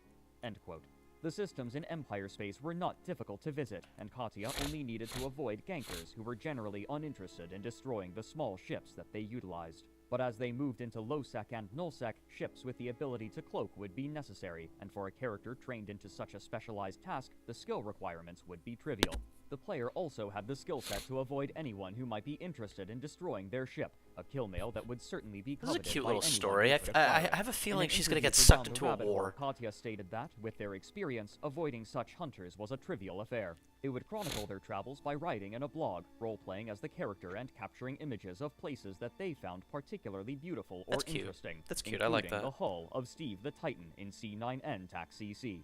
But their Aw. role-playing endeavors would extend much farther. The Rhea expansion in 2014 had introduced a new, special wormhole system named Thera into the game, unique to other wormhole systems in that it featured numerous amenities unseen in other systems, such as approximately 12 entrances to normal space and indestructible NPC stations, making it an attractive system for players hoping to quickly travel from one location to another in normal space. Interested in the opportunities that Thera provided, a group of explorers gathered together under the name Signal Cartel with the intention of creating a peaceful outlet for themselves in a highly competitive game. Their credo today, whose spirit has been maintained through the corporation's entire life, reads in part, quote, "Signal Cartel is a service corporation to all of New Eden. In this role, members are encouraged to treat all players with respect, regardless of affiliation. In challenging situations, our goal is to look for a graceful resolution and set an example of dignity and friendship through our actions. We embrace the attitude of a true explorer. We are friendly to others in our travels, neutral and never initiating aggression, and endeavoring at all times to be perceived by the New Eden community as a non-threat. Among our own ranks and with others, we are patient and generous with knowledge, ideas, and experiences." End quote. End quote. This ethos appealed strongly to Katya, who was among the first to join, and by the end of the first year, Yo, give me they had that end amassed quote. 700 members, a remarkable amount for such a niche corporation, which was thought to have limited appeal. Their most public-facing activity would be the establishment of Eve Scout, a tool that tracked the appearance, disappearance, and status of the numerous wormholes connected to Thera. By utilizing this list of connections, players Sounds could like some drastically pussy decrease shit, their just travel not time fighting, anywhere, yeah. though its lack of any NPC Thank you, security meant Krillini. that doing so was somewhat dangerous, given the sheer amount of traffic through it. Among other things, Signal Cartel's philanthropic aims included what they called rescue caches. Unknowledgeable, inattentive, or reckless players could sometimes find themselves stranded in wormhole space, and without the proper tools or assistance, it could be impossible to discover any route out, finding themselves Thought that was stranded in a TARDIS hostile for a and second. unknown territory. Placed in systems all over wormhole space, these rescue caches were containers equipped with everything that a player needed to chart a route out of wormhole space, as well as a few other objects that the cache's creator might find amusing, such as fireworks for the player to launch in celebration of their rescue. On November 1st, 2018, 4 years after the Signal Cartel's founding, Katya Say would approach them in need of assistance. After 4 years, Cartel. Katya had managed to visit all 5,201 star systems in New Eden, visiting many of the planets and chronicling the journey in their blog, and had begun visiting every wormhole system as well, still without losing a ship, a remarkable feat given the belligerence of the roving bands of players who made their home in wormhole space. But How do after we know visiting the first 2,000 wormhole systems, a problem that Katya had been dreading became an issue. The chaotic nature of wormhole space and its constantly shifting, labyrinthine pathways made it nigh impossible to find every one of the remaining 600 systems. They would need assistance, and their friends in Signal Cartel were more than happy to oblige. To find connections to the remaining systems as soon as they opened, they would crowdsource data from their players. To do so, they utilize a game tool made specifically for Signal Cartel members that assisted them in tracking the status of their rescue caches, but in this case, it allowed Katya and their small cadre of trusted players to see when a cartel member was in a remaining system on Katya's list. Speaking with Polygon, Katya said, quote, "When a system was found, we generally had less than 24 hours to get through the pass, and depending on how deep it was, the more critical it was to get there fast." End quote. Finally, on March 9th, 2019, Katya announced to the rest of New Eden their accomplishment. Assisted by Signal Cartel, the character Katya Say had visited every single star system that could be visited in just over 9 years without losing a single ship. The accomplishment was Jesus. noted even by those who had shunned roleplay, and the character came to be one of the most famous in the game's history, with a That's cool, monument though. created Yeah. by Crowd Control Productions in-game to celebrate the success.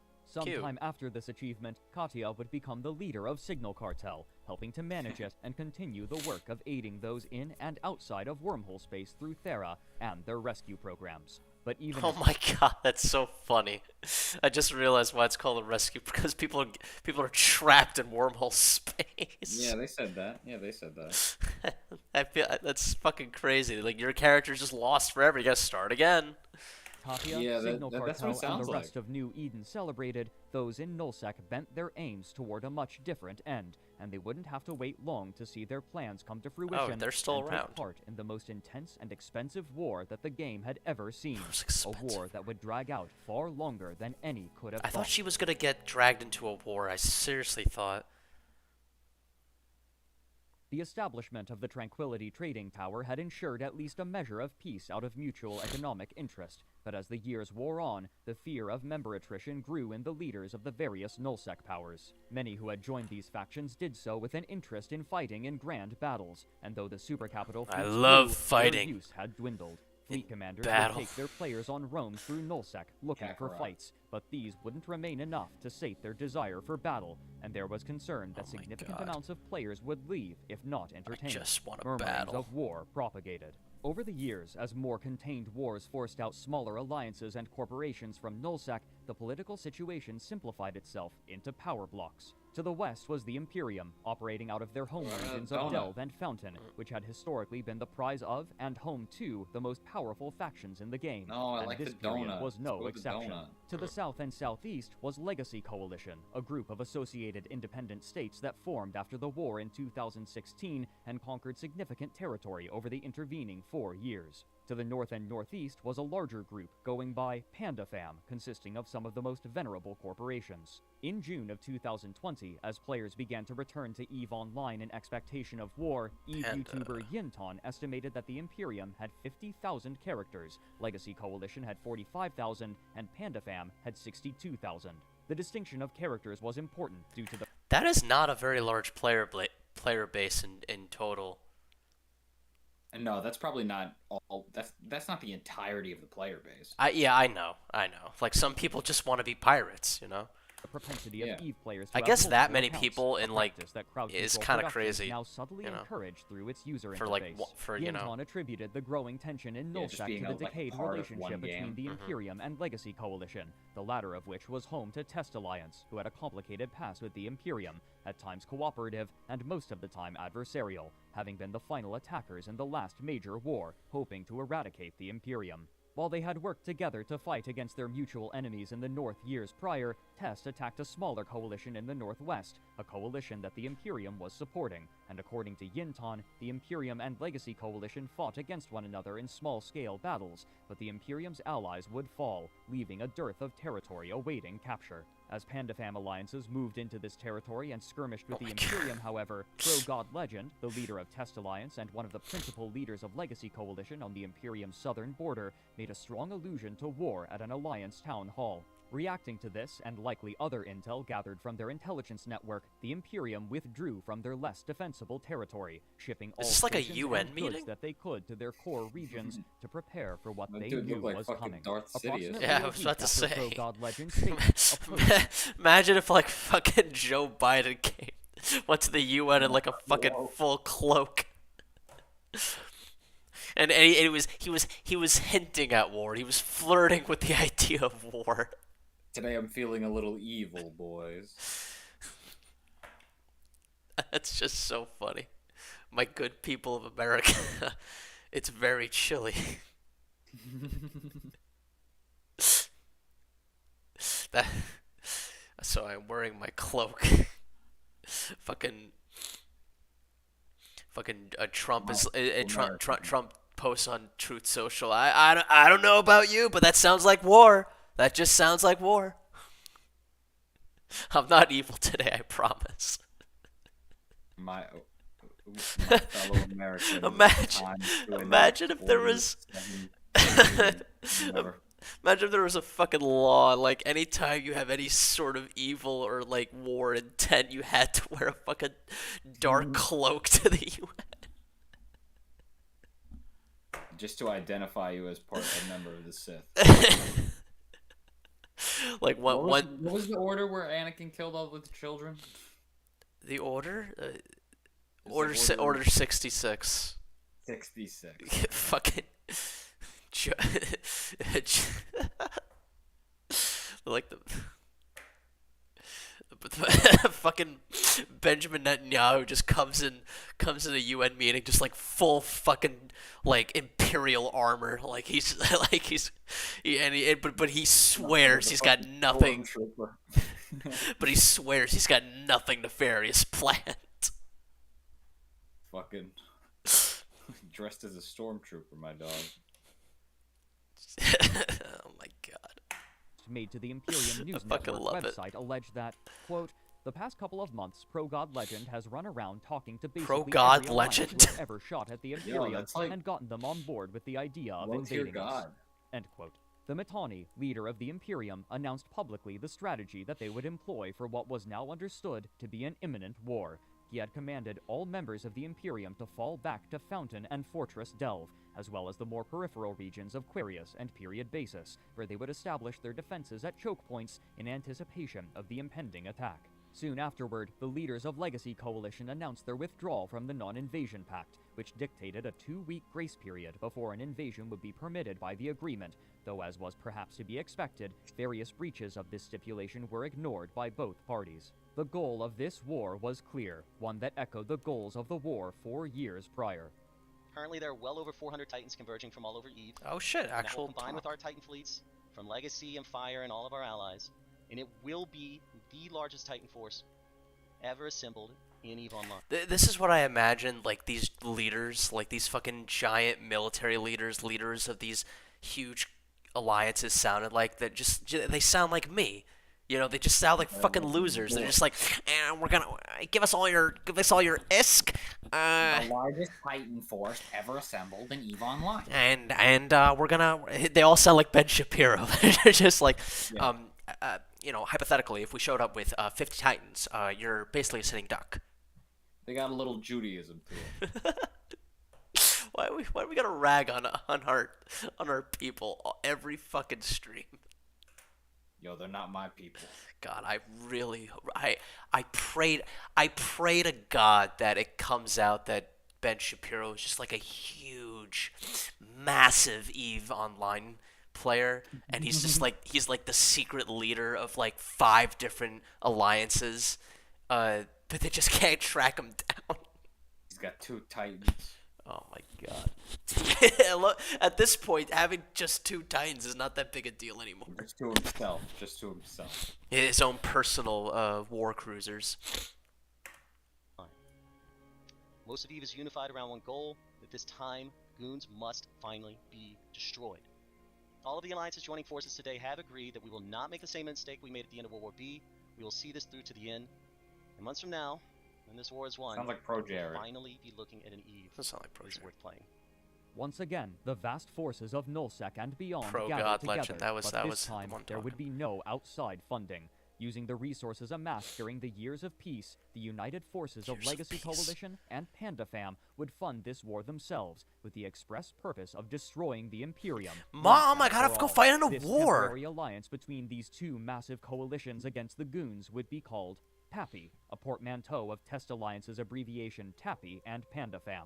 While the goals of the previous war were more nebulous, this time victory was singularly defined: the complete eradication of the Imperium. Victory The roles was of the at hand. participants in this war were also clear. The Imperium had willingly nestled themselves into just a few regions, preparing to act as the defenders against the invading forces of PAPI. This concentration of military might was a boon. All of the resources of the Imperium were now centrally located, and any ships or modules necessary could be moved from one front to another with relative ease and speed. Their centralized, autocratic organizational structure also meant that making important decisions would be a rapid process, something that had historically proven vital in New Eden. Despite the Defenders' advantage, the war seemed to be almost a foregone conclusion.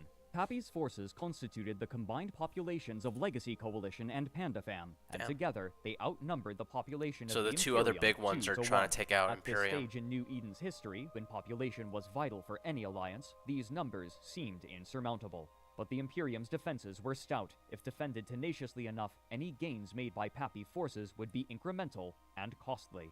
In an unprecedented show of solidarity and mutual effort, multiple alliances on the attacking PAPI side moved their titans into position, prepared to siege the home systems of the Imperium. But if PAPI forces were to successfully attack the primary home systems of Fountain and Delve, a multi-pronged defensive would be necessary. Attacking from the southern systems would be brutal, if not impossible. The Quarius and Period Basis regions were separated from their easterly neighbors by a massive distance, too far to make a jump. But the only other option was, in practice, unacceptable. Moving fleets of capital ships through the traditional Stargate network was a dangerous proposition, due to the pattern in which ships arrived through them, making them extremely vulnerable to attack, and such a decision was considered out of the question in the vast majority of cases. And so, the invaders from the south decided to take a different route, instead coming through HISEC through the system of FWST TAC-8. Technically, neither this system nor a few nearby systems belonged to the Imperium, but rather they were irrevocably claimed by a non-player pirate faction called the Blood Raiders, meaning that defensive structures such as Sinojammers couldn't be deployed. Either side would have the freedom to deploy capital ships to FWST TAC-8 as they so chose. Forcing their way through this route, however, would be brutal and costly, and the fleets were harried by the forces of the Imperium constantly, and the entire time the Imperium fleet commanders were studying PAPI's fleet movements carefully. Finally, after months of grinding battles, the PAPI fleets made it to their destination. The goal of PAPI forces was to anchor a Keepstar as a base out of which they could prosecute the war on the northern front, a boon that would make raids and attacks into Imperium territory far easier. Stop If the using that Imperium word could boon. blunt I this don't like intent, that. then victory would Boon? almost be assured. Yeah, I don't know what that PAPI means. would attempt to anchor the first Keepstar in the beginning of You October, ever heard like and the that? Imperium Oh man, were that's the ready, bane with of my hundreds dreadnoughts existence. prepared to bring their heavy Yeah. weapons The to boon bear of your against the existence is Keepstar beneficial. before it could come online. Oh, it's the When the opposite. Imperium Yes. arrived, they were significantly Okay. outnumbered by the PAPI Bane and forces, boon. a trend that would continue to repeat itself throughout the war, and they had little hope of driving their foes from the battlefield. However, their definition of victory was not to push back the enemy fleet. Rather, they needed only to destroy the Keepstar, a goal that superseded any concerns over cost. As the dreadnoughts focused their fire, they in turn were targeted by enemy ships, and they began to drop one by one. But the damage output of these siege batteries was too great for the Keepstar to weather, and the structure would be destroyed before it could come online. Despite achieving their objective, the toll was extremely heavy for the Imperium, with 250 of the attacking dreadnoughts destroyed, significantly more valuable than what PAPI had lost. And so, they tried again. But the response from the Imperium would shock both New Eden and the gaming community at large. On October 6th, the second Keepstar was deployed. PAPI ships surrounded it, ready to defend it against what the fleet commanders expected to be a massive response from the Imperium's supercapital fleet by stationing their own Titans around the Keepstar. But what they received instead was an unbelievably massive swarm. In an offensive that mirrored the old strategies from the beginning of Goonswarm, thousands of players from the Imperium arrived in Raven battleships armed with long-range missile weapons and charged headlong into the fray. What would come to be known as the Fury of FWST TAC-8 had begun. As the battle escalated and more ships arrived, time dilation automatically activated, reducing the speed of all actions to 10% of their normal values and allowing support ships to arrive Christ. much faster relative to the pace of the fight, further increasing the scale. As the hours wore on and more battleships arrived to There's replace so many. those lost, Pappy leadership realized that the damage was too great for the Keepstar to bear, and forces were scrambled to intercept Imperium ships as they arrived. But the flood of incoming Imperium forces was too It great does look to like a stem. swarm. As the fight spilled into the following day, the Keepstar disintegrated, and Pappy ceded the field. Whether they knew so or not, those who attended the fight had made history. According to CCP, the battle in FWST TAC 8 had broken a record, with 8,825 characters involved, more than had ever been seen in the game's history. While losing 2 Keepstars was a heavy toll, the losses suffered by the Imperium were even greater. But unlike previous wars, the vast accrued wealth of all sides made such losses far less impactful than I they gotta had been watch in one the of these past. wars live At with this like stage, live the 3 more commentary. important factors were strategic Dude, it probably objectives, takes, like, 6 available days. population to fight, and as always, morale. For Imperium leaders, such monetary losses helped to show their resolve. But Pappy would not relent. 3 more times they would attempt to deploy a Keepstar as a forward base of operations, and each time the Imperium swarmed with their battleships to batter it with missiles and prolong the assault. But finally, on the 19th of October, in the system of YZ-9 TAC F6, they would find purchase. Imperium forces once again arrived in their missile-laden Raven battleships, but this time Pappy were prepared.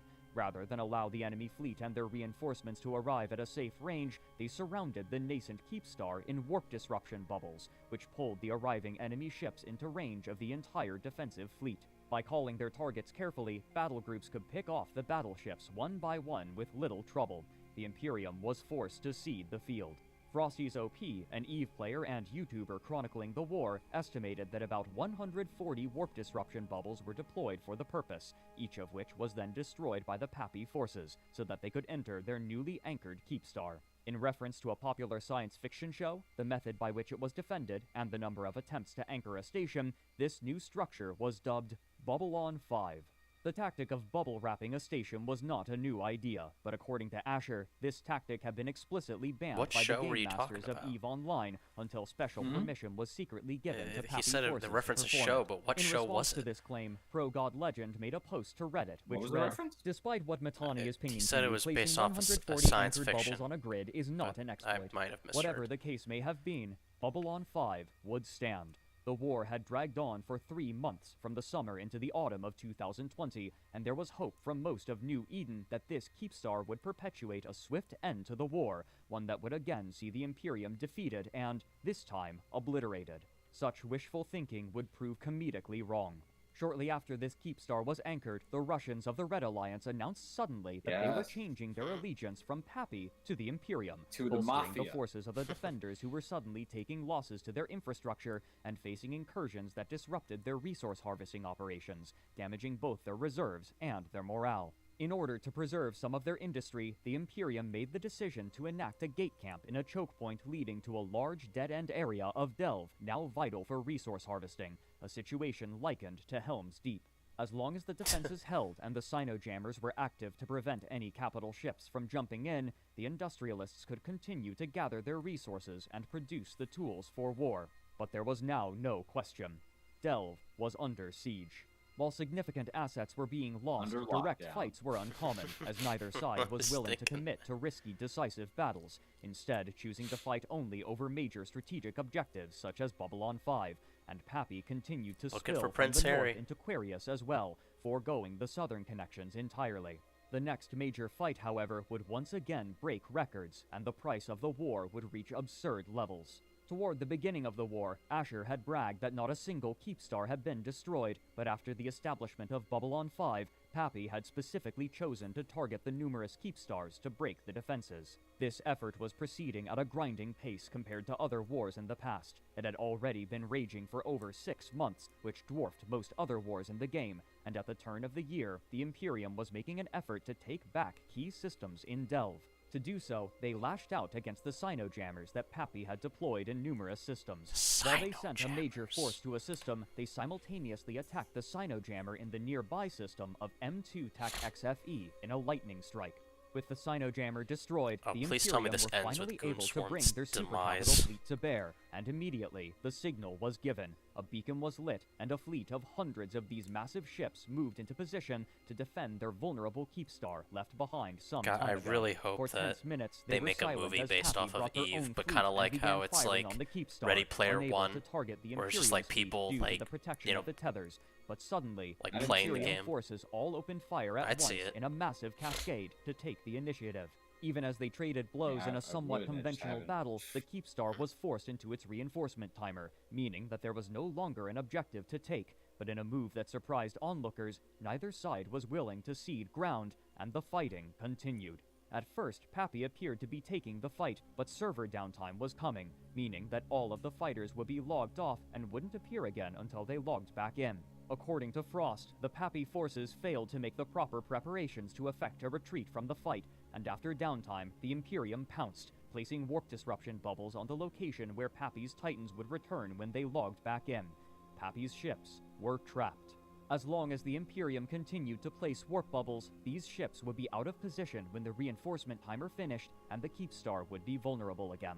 Pappy spent the intervening days bringing more Titans to the front lines to assist the attack on the Keepstar, and when the time came to jump into position, they decided upon a bold strategy. They would jump in directly above the Keepstar, just out of range of the enemy, accepting a small sacrifice of Titans in order to bring the full weight of their ships to bear at once. The previous battle had attracted attention, and according to PC Gamer magazine, over 13,500 players were in position for this second battle, prepared for a fight. This was a tactic that had never been implemented on this scale, and with good reason. With so many actors operating in the same area at the same time, the EVE servers had a tendency to react in unpredictable ways that were almost always more detrimental to the attacker than the defender, making it difficult for an attacking force to assail a position with too many enemies. This just looks Still, like a the mess. leaders of Pappy decided that this was a risk that they were willing to take. The call was made, and this unprecedented fleet made the jump simultaneously. The servers for EVE Online buckled, and strange things began happening. The jump was taking over 45 minutes to complete, and while the players waited to load the system, their Titans would arrive without them, completely bare of any modules. The waiting Imperium jumped at the opportunity, sending the heavy fighters of their supercarriers to destroy these vulnerable, naked Titans. Many of the Titan Cheating. pilots of Pappy reappeared in the system from which they left, with their Titan and all of their modules intact. Others, however, were not so lucky, and ships continued to trickle into M2 TAC XFE for the Imperium to annihilate. This fight broke a new record. When converted to real-world fiat currency, it had cost over $350,000, catapulting the Come total on. estimated cost of the war well past $1 million Come by on. any metric. And still, there was no end in sight. Just Because of the stop. failure of the attack, those approximately 300 Pappy Titans which had been caught by the Imperium were forced to stay in limbo, ready to be destroyed the moment that they returned, but they wouldn't be abandoned by Pappy.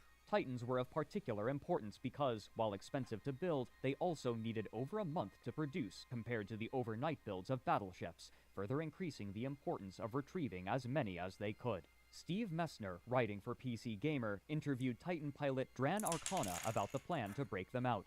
Quote, "When I asked Dran what the next step would be, he gave a vague answer about continuing the fight elsewhere until the right moment presented itself to stage a jailbreak. What I didn't know was that moment had already come. The day before, pilot What if like some like top ranking commander just got bored of Eve? It's like, I'm not playing anymore. Good luck, guys. Like, what if that Sure, it's happened? happened. I'm Like- sure it has happened. I feel like Fred hasn't really talked about that Like, oh, possibility. Undertale came out. Sorry guys, I'm gonna play that. Hold on. How much USD does an Eve Titan cost? I'm curious. A Titan costs between $300 to $3,500 in USD. That is insane. That's disgusting. Three to 3,500. By the way, $3. Fuck.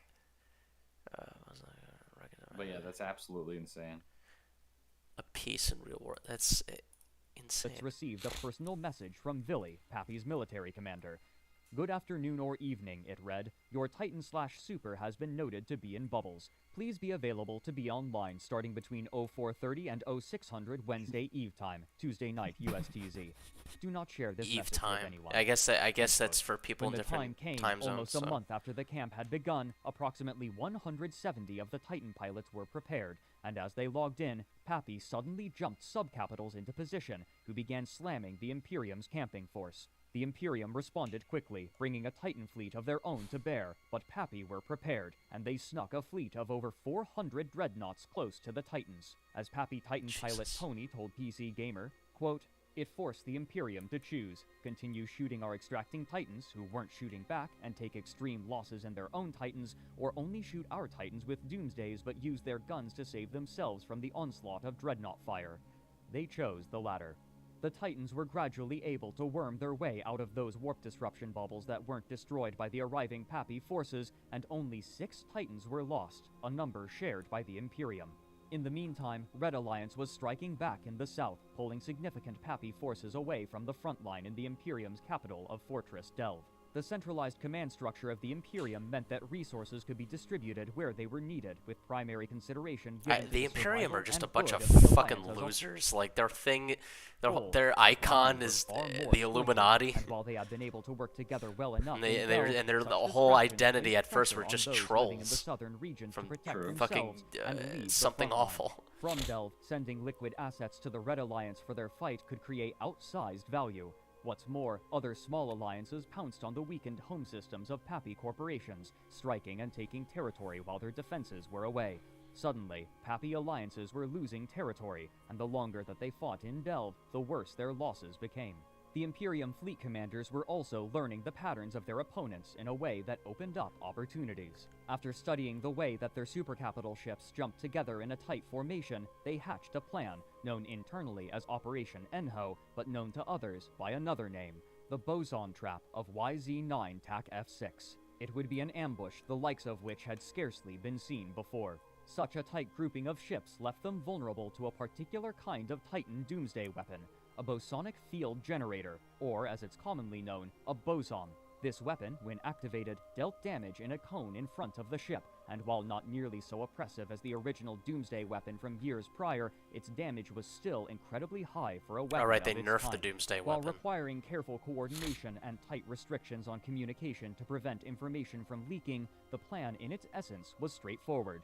When the supercapital ships of Pappy jumped into a fight, a fleet of Titans, all spread out across the solar system, would warp into predetermined locations, aim their bosons, and fire all at once, dealing enough damage Oh, to shit. wipe out the Titans Did clumped not full together. screen. While it wouldn't be enough to turn the tide of the war, it would be an incredible victory. The day of the battle came, and everybody was prepared. At first, there was concern that Pappy's supercapitals wouldn't even show, or they would jump into the wrong location. But such worries suddenly fell away when every cynossural field was placed on top of one another, unprotected by warp bubbles. As Asher wrote after the battle, quote, "The load-in for their supers took forever. Our Titans were creeping closer in warp. Eventually, they started hitting grid and no supers had loaded, but the warp-ins were perfect. I thought again, if it works. We had executed the warp-in perfectly, a beautiful spread, a fleet killer. I keyed up to all my fleet members and said, if you believe in a deity, we could use a few prayers right now." End quote. Finally, all of the supercapital ships Such from Pappy drama. arrived, and the bosons were fired all at once, capturing the helpless ships in the crossfire in a fantastic display. But as the bosons spooled down, their targets continued floating in space, barely scratched. Due to a bug, only a tiny amount of the damage from the bosons have been applied, with the entirety of Pappy's fleet now in fighting position and the Imperium's fucked Titans up. all in awkward locations. So wait, the Imperium was staging the ambush. Yeah. Oh. Yeah, so Against that Pappy. so that guy was the guy who was like, I pray to God that we can do this or something. That was Asher, I think. He was a Imperium guy. Yeah, the general or something. Okay, well fuck him, cause I hate the Imperium. The only He's the thing one that with the the weird Imperium eye. could do was retreat. Such a tactic would not be allowed by Pappy again. Months wore on as Pappy so systematically fucked up. destroyed the Keepstars of the Imperium, and the gradual pressure even allowed them to lash out against the defenses in Helm's Deep, and over the course of months, system after system of Delve fell. Soon, the Imperium was locked in one Right, Delve was once held by Band of Brothers. Remember that?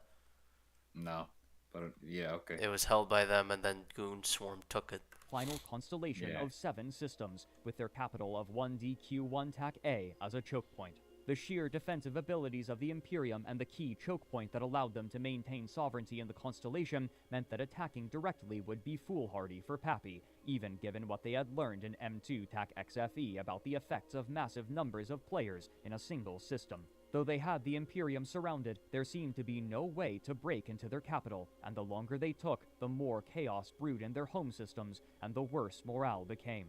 The purpose of the war was clear from the outset: demolish the Imperium.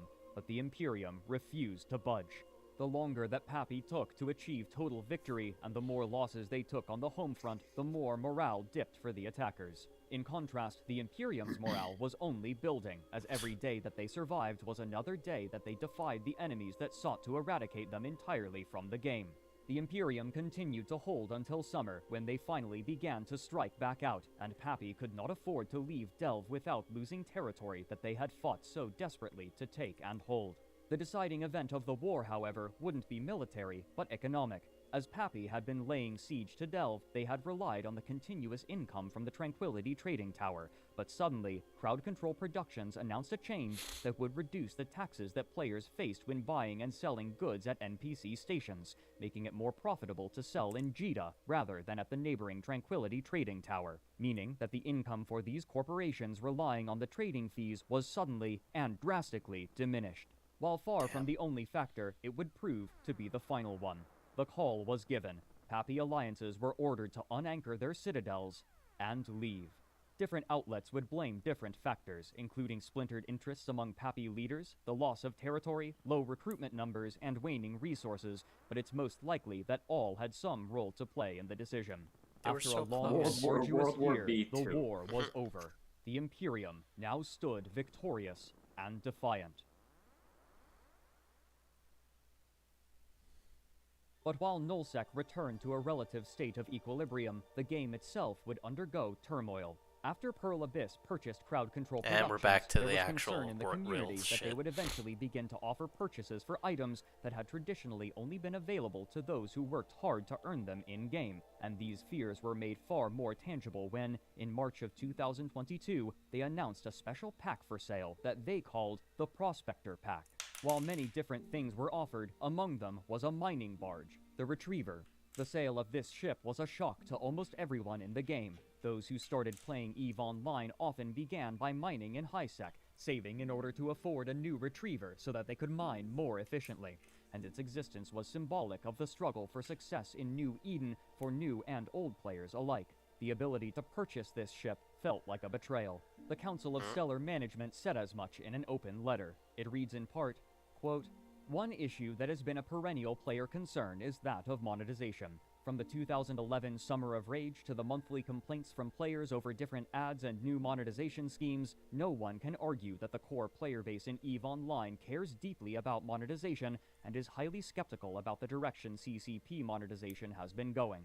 The one line we have always said should never be crossed is the selling of fitted ships. This has been consistent. It has been long held and passionately held by most core players. None of us have talked with any of our fellow CSM members who believed that selling fitted ships was an acceptable means of monetizing the game. Any sale like this would have a negative impact on the in-game economy for a variety of reasons, but most importantly because it would both set the in-game price for ships as a function of the real-life cost of the sale, as we see with skins, and because it would edge out producers by introducing free ships that did not require in-game time and materials to produce. We cannot, in good No, they're not faith, free, tell though. any They're player not free. concerned Yeah. with this sale that this is as far as the line goes, because we have seen, twice now, CCP willingly cross a line that we were confident was strictly off limits."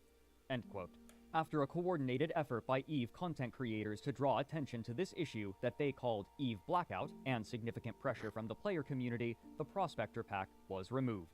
The question for Damn, players nice. now was simply, how would they attempt to monetize the game next? It was clear that they wished to move away from the monthly subscription model, but it wasn't clear how precisely they would do so in a game that prioritized player effort so highly. What precisely the company will do with the game in the near future is difficult to predict, but the players are passionate enough to stay, even in the face of profoundly unpopular decisions, and fight for the virtual world that they have made their second home, both against one another and the company. As this video is being completed, a new war has broken out involving much the same belligerents as the war that preceded it, and its trajectory will chart yet another chapter in the history of the game. After 2 decades, EVE Online not only refuses to die, but continues to thrive, and its stories will continue to be told in characteristic, nigh incomprehensible jargon by players passionately recalling their time spent in New Eden. Fucking, Not incomprehensible jargon. he's just taking jabs at it. Damn. This has been an appreciate it. incredibly incomplete overview of the history of EVE Online. Every aspect discussed, from the way that ships are fitted to every subculture of the game, is rich with history and complexity, and to gather all of it would be more than a lifetime's worth of work, and it is still growing. A single aspect discussed could have filled multiple videos of the same runtime. This is true for the maneuverings of high-sec corporations, the drama swirling in low-sec, the intricate politics of null-sec, the history of evictions in wormhole space, the growth and evolution of industry, the history of day trading commodities and economic hubs, the regular tournaments between skilled combatants, factional warfare, the lore of the game, the science of fitting ships and creating fleet doctrines, and a cavalcade of other topics, Damn. not least of which being the stories of individuals, such as the maneuverings of the late Vile Rat, the resignation of the Mittani from Imperium leadership, and the efforts of Jade Constantine to create the first nullsec trade hub. The harrowing tales of spies, saboteurs, defectors, and fleet commanders cannot be overstated either, all leaving their mark on New Eden. Special consideration goes to Andrew Groen and his work Empires of Eve, without which the creation of this video would have proven far more daunting. His effort to chronicle the history of the Nullsec empires has been has his not biggest only video. been foundational to this video, but its knowledge Yeah. is essential to all those hoping to understand the complexities of those factions. EVE University and its Wormhole campus also deserve mention, without whom the game would have been far more mystifying and impenetrable. I wish to personally thank Rogueflight, who patiently sat with me and explained the most bare of basics multiple times. Much of what was discussed in this video was knowingly incomplete for the sake of viewer comprehension and runtime, and there are almost certainly inaccuracies due to error or ignorance. I have presented this work knowing that these deficiencies exist, and I both hope for your forgiveness and for your enjoyment regardless. Thank That's a you for weird your thing time. to say. Mm-hmm. Yeah, I know that some things in this video are wrong, and I am very sorry. Love, Frederick. That is a lot. Anyway, shout out to Ace and Adam and Adrian and Aether And Aiden AK. and AK and Alex and Alexander And Alex Elsa V. and Andre and Andrew and Andy and Annie and Antlers. Anna And Andrew and Antlers. Oral and Anal and Aura and Osman and Barrett Bob And Ultra Instinct and Goku and Bird and Burm and Boo and Boomer Tiro and Brandon Mack and Brett and Brian and Buffalo and Bungus Time and Caleb 5 Calebs and Carla and Carson and Casey and Cassandra and Charles, Chan, Charlie, Chase, Chris. There was 2. Wait a minute, there was 2 clown guys. Hold on. Clown Metaphors and Clown Storm. Clinton. No, please. This is the best part of the video right here, baby. D Anyway, D D D D. There was so 2. next time we're gonna start playing EVE Online. Surprise. I wonder if he, well, obviously, I thought that Fred was gonna come out and say, yeah, I was there during all of I'm this, a but gamer.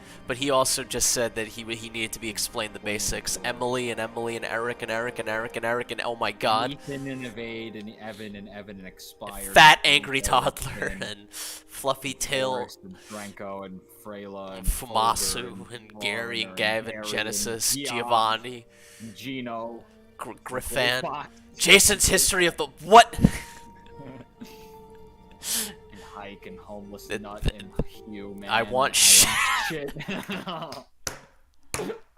I want you. Iron Tarkus Oh shit, Iron Tarkus.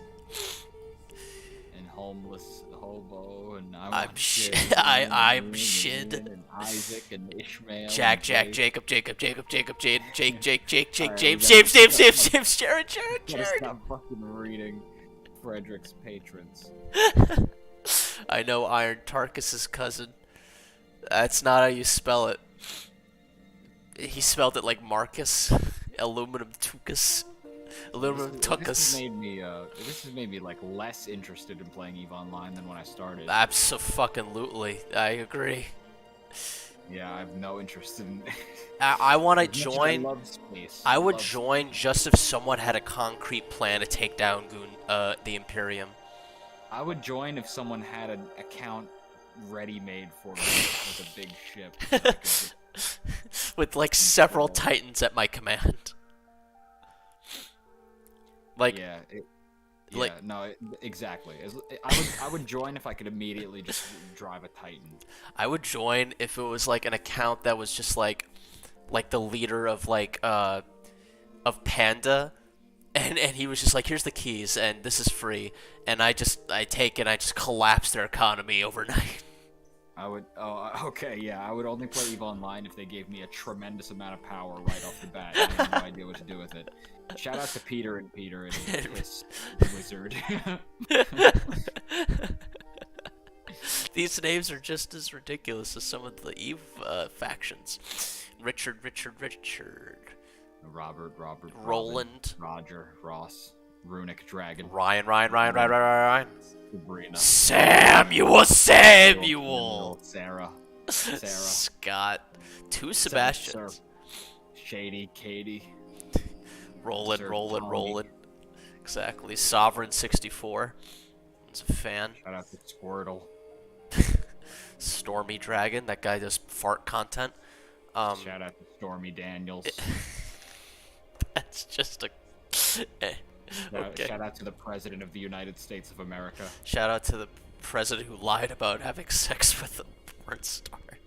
Shout out to, I swear on my life, today I saw like, You saw Stormy Daniels.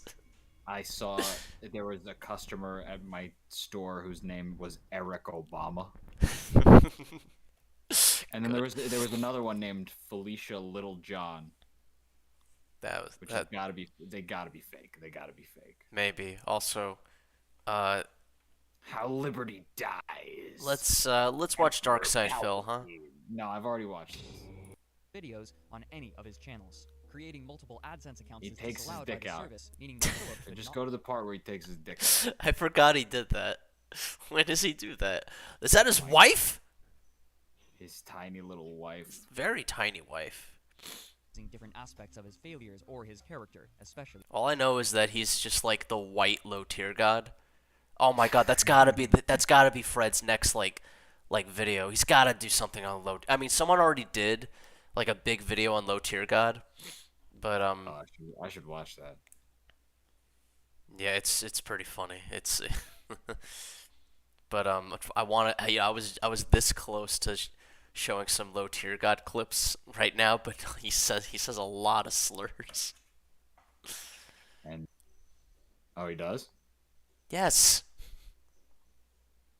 Man, he's part of the dark side. He started like just recording gameplay like on his phone, like or Yeah. on camera. Yeah. Like- so did I. Back in the day. Yeah, Except he was a grown man and I was a child with a he was video doing now. it for a lot longer than was acceptable, I think. Yeah. That is pretty funny though. Like way after capture cards became a thing. That's so funny. And his whole shtick is that he just bullies his viewers. He get that ass banned. He takes his dick out. I don't think low tier god took his dick out, but he did. Anytime someone has a problem with him, But he wants to. he's just like, one of his viewers was like, "What's your problem?" Or "What's your problem?" Then he just goes, "What's my problem? My problem is that your mom wants this beautiful BBC, and I give it to her." And then Wants to take it out. he just says, "Get that ass banned." I'm not trash. You're trash. Get that ass banned. My favorite clips is when he's playing Smash. I mean, only because I know how like good players play, and he's just so bad. He's fucking trash. Who does he play? He plays Snake and Simon, characters he would otherwise criticize for being like spammy or campy or whatever. Yeah. What? Yeah. It's because they're men. They're real men. Fucking, there's other men. He calls Mario corny. He calls Lucas corny. He's like, why? Mario's a real man. He jumps on shit. And He like, jumps. He says unwants Yahoo. toilets. He fucking called. I remember he called any fucking person who played Ice Climbers, Ness or Lucas, a pedo. Wow. He's just like fucking insane. This guy. All right, Bad kissing. I'm gonna go. I'm gonna go now. All right. That was so- 3 streams too many. Was that 3 streams or was that 4? Yeah, that was 3. There was 3. Okay. Yeah. So we're gonna be back on Sunday doing GTA again. Yeah. That is right. That is right. Yeah, bubble F. Yes. Yes. All right, we'll be back. See Shout ya. out to Peter and Piss Lord and Peter and Scott and Scott and Scott And I eat shit. and